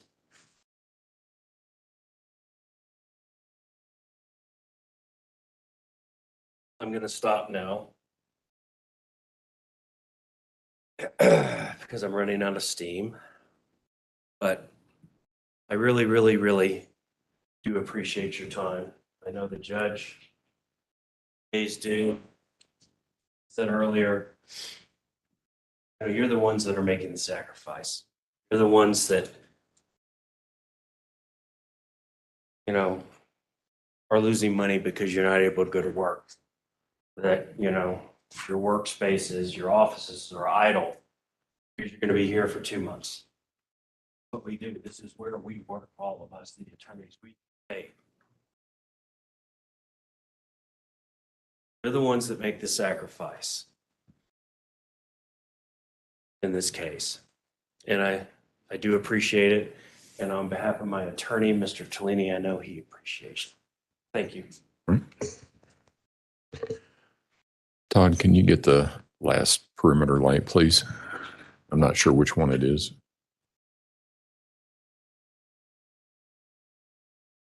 Thank you. All right, ladies and gentlemen, I want to give you a little bit of roadmap as to what you can expect and where we go from here. As I said this morning, opening statements are not evidence. Their purpose is only to help you understand what the evidence will be. Keep in mind that in this case, as in every case, attorneys are paid advocates. Their job is to persuade you that evidence proves or does not prove a particular point. And as I said earlier, nothing an attorney says is evidence, and they do not take an oath to tell you the truth. Next, the prosecution will offer evidence. Evidence consists of the sworn testimony of the witnesses, the exhibits received in evidence, and stipulated, admitted, or judicially noticed facts. After the prosecution's evidence, the defendant may present evidence in her own behalf, but she is not required to do so. I want to remind you that the defendant is presumed to be innocent. The prosecution must prove the guilt of the defendant beyond a reasonable doubt. The defendant does not have to prove her innocence or call any witnesses or introduce any evidence. At the conclusion of the evidence, I will tell you the rules of law which you are to use in reaching your verdict. I will read those rules of law to you, and you will be allowed to take them with you to the jury room during your deliberations. After you have heard all of the evidence and the instructions, the prosecution and the defense may make their closing arguments. Like opening statements, closing arguments are not evidence. The prosecuting attorney will have the opportunity to reply to the closing argument made by the defense. You will then go to the jury room to deliberate on a verdict. Your purpose as jurors is to decide what the facts are, and your decision must be based solely upon the evidence. It is my job to decide what rules of law apply to the case. You must follow all of the rules as I explain them to you. You may not follow some and ignore others. Even if you disagree with or do not understand the reasons for some of the rules, you must follow them. You will then apply these rules to the facts which you have determined from the evidence. In this way, you will determine whether the prosecution has proven the guilt of the defendant beyond a reasonable doubt. At times during the trial, attorneys may make objections. That's the part in the TV show or movie where one lawyer asks a question and the other one stands up and objects. On TV, the lawyers start to argue with each other, and then sometimes they go up to the bench and they argue with the judge. I know you're going to be surprised, but that doesn't happen in real life. The lawyers in this room have years of experience. They know that the procedure in this case is governed by a written set of rules that apply to all criminal cases called the Colorado Rules of Criminal Procedure. They also know that the evidentiary matters are governed by a written set of rules called the Colorado Rules of Evidence, which apply to all cases proceeding to trial. Watch the lawyers, and you will observe that what really happens is that an objection is made. I will ask for an explanation, something like grounds, for the objection, and the response from the attorney will be something like hearsay or foundation or relevance or 404. And most of the time, watch the attorneys closely, most of the time the attorneys will state an objection in 5 words or less. There's not a whole lot of arguing that's going on during that time period. And regardless, the argument is never directed to opposing counsel because I'm the one making the ruling and not opposing counsel. So in reality, the lawyers rarely come up to the bench to argue a point because all they need to do is reference the rule, case, or principle they are relying upon for their objection. In any event, the objection simply means that the lawyer is requesting that I make a decision on a particular rule of law. It is the duty of a lawyer to object to evidence which they believe may not be properly offered. Do not draw any conclusions from the objections or from my rulings on the objections. If I sustain an objection to a question, the witness may not answer it.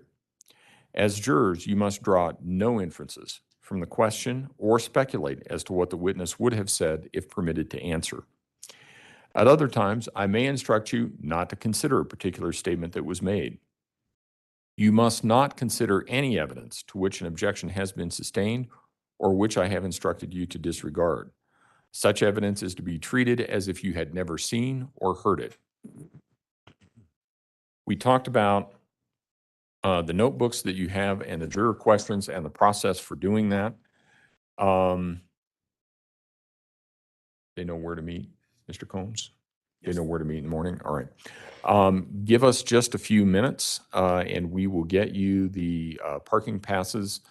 They're on a lanyard, so keep them because that's what you'll need to get in and out of the juror parking lot. The issue about the truck. Haven't solved it yet. And there's a juror that cannot get into the parking garage because of size of vehicle. Who is that? Just raise your hand. Don't leave yet. We'll talk to you. We'll talk to you. I mean, you can leave the courtroom, but don't leave the courthouse just yet. And for the rest of you, it's going to take just a couple of minutes, unless, Todd, you want to run down there on my bookshelf. Do you know where that is? Okay. And so, Todd, oh, no, I mean, wait, Todd, come back. It's all good. So he's going to get you the lanyards with parking passes on them. Use them to come in, and we will talk with juror number 14 about what to do with your situation. We have a solution. Rachel, are you still here somewhere? Stick around. We need to talk. I think we can use the same solution that we did for the other juror that was coming back at 11. That work? Okay. All right. We have a solution, so just hold on and we will get to you. With that, if I can have everyone, you'll know where to meet Mr. Combs in the morning and how to get into the building. We should be able to start right on time tomorrow at 9 o'clock. What you can expect is that we will start with witnesses. We will take a break for 15 or 20 minutes, somewhere between 10 and 10:30. Then we will proceed on to lunch at noonish, come back 1:15, 1:30, have a break 15, 20 minutes, somewhere between 3 and 3:30 in the afternoon, then recess at 5 o'clock. That's how your day will look every day from here on out. The other thing that you should expect, so that it doesn't catch you off guard, is that every day that we start trial after today, well, I did it this morning actually, but every day that we start trial from here on out, I will ask you a question, and that is, it will be the same question every day. You're going to get sick of hearing it, but it's the same question that I'm going to be asking. Has anything occurred since we were last together that causes any of you to believe that you could not continue to serve as a fair and impartial juror in this case? If so, please raise your hand. So that's why those admonitions that I said about avoiding press, avoiding opinions, avoiding research, all of those things, they all come into play. It's important. This is an important process. So with that, your discharge, we'll see you in the morning. All rise for the jury, please. Right.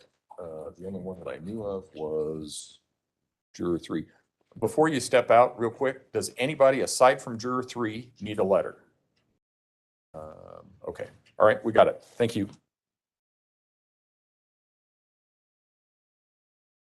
So juror 16 and juror 3.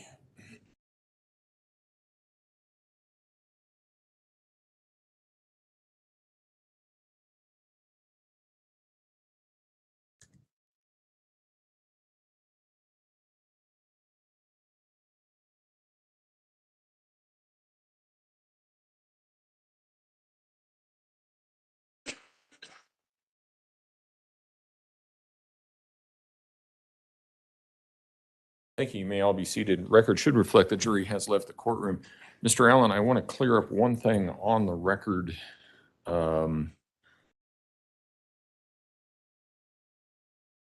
Because I think it's an issue in, where is this?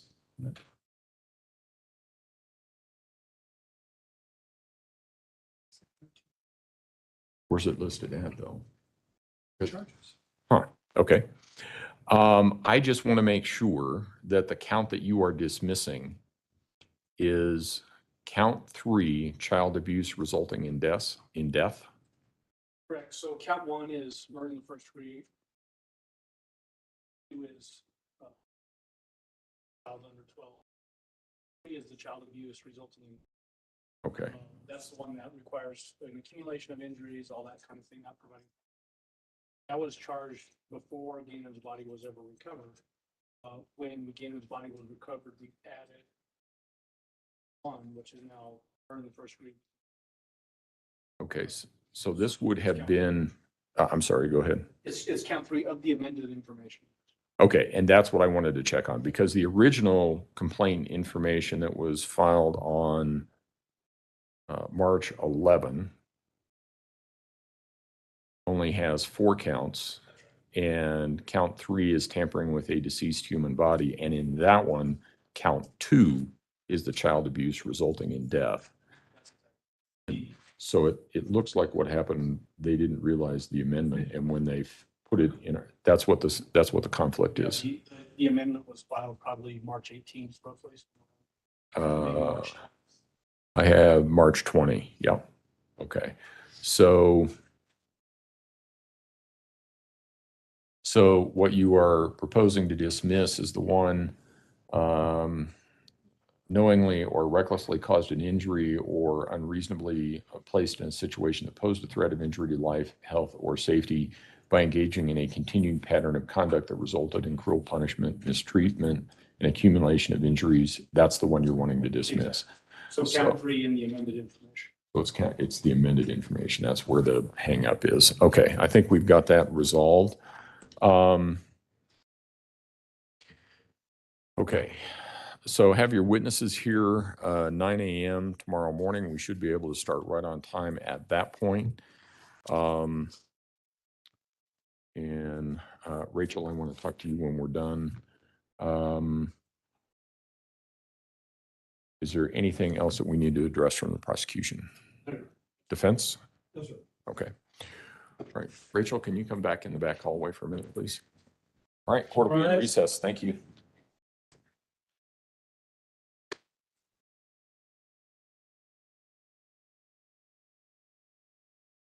Okay, that's the end of court for today, but I'll be on later tonight. We'll talk about the opening statements, and if you want to call in or come up on panel to talk about it, you're welcome to do that. And we'll be live again tomorrow, streaming it. We'll come in at 10:45 so we can, be ready. And since it's taking me, it seems like 3 times to log into these webinars. I don't know why, but we'll get it. It's only the first day. And I think we did pretty okay for the first day.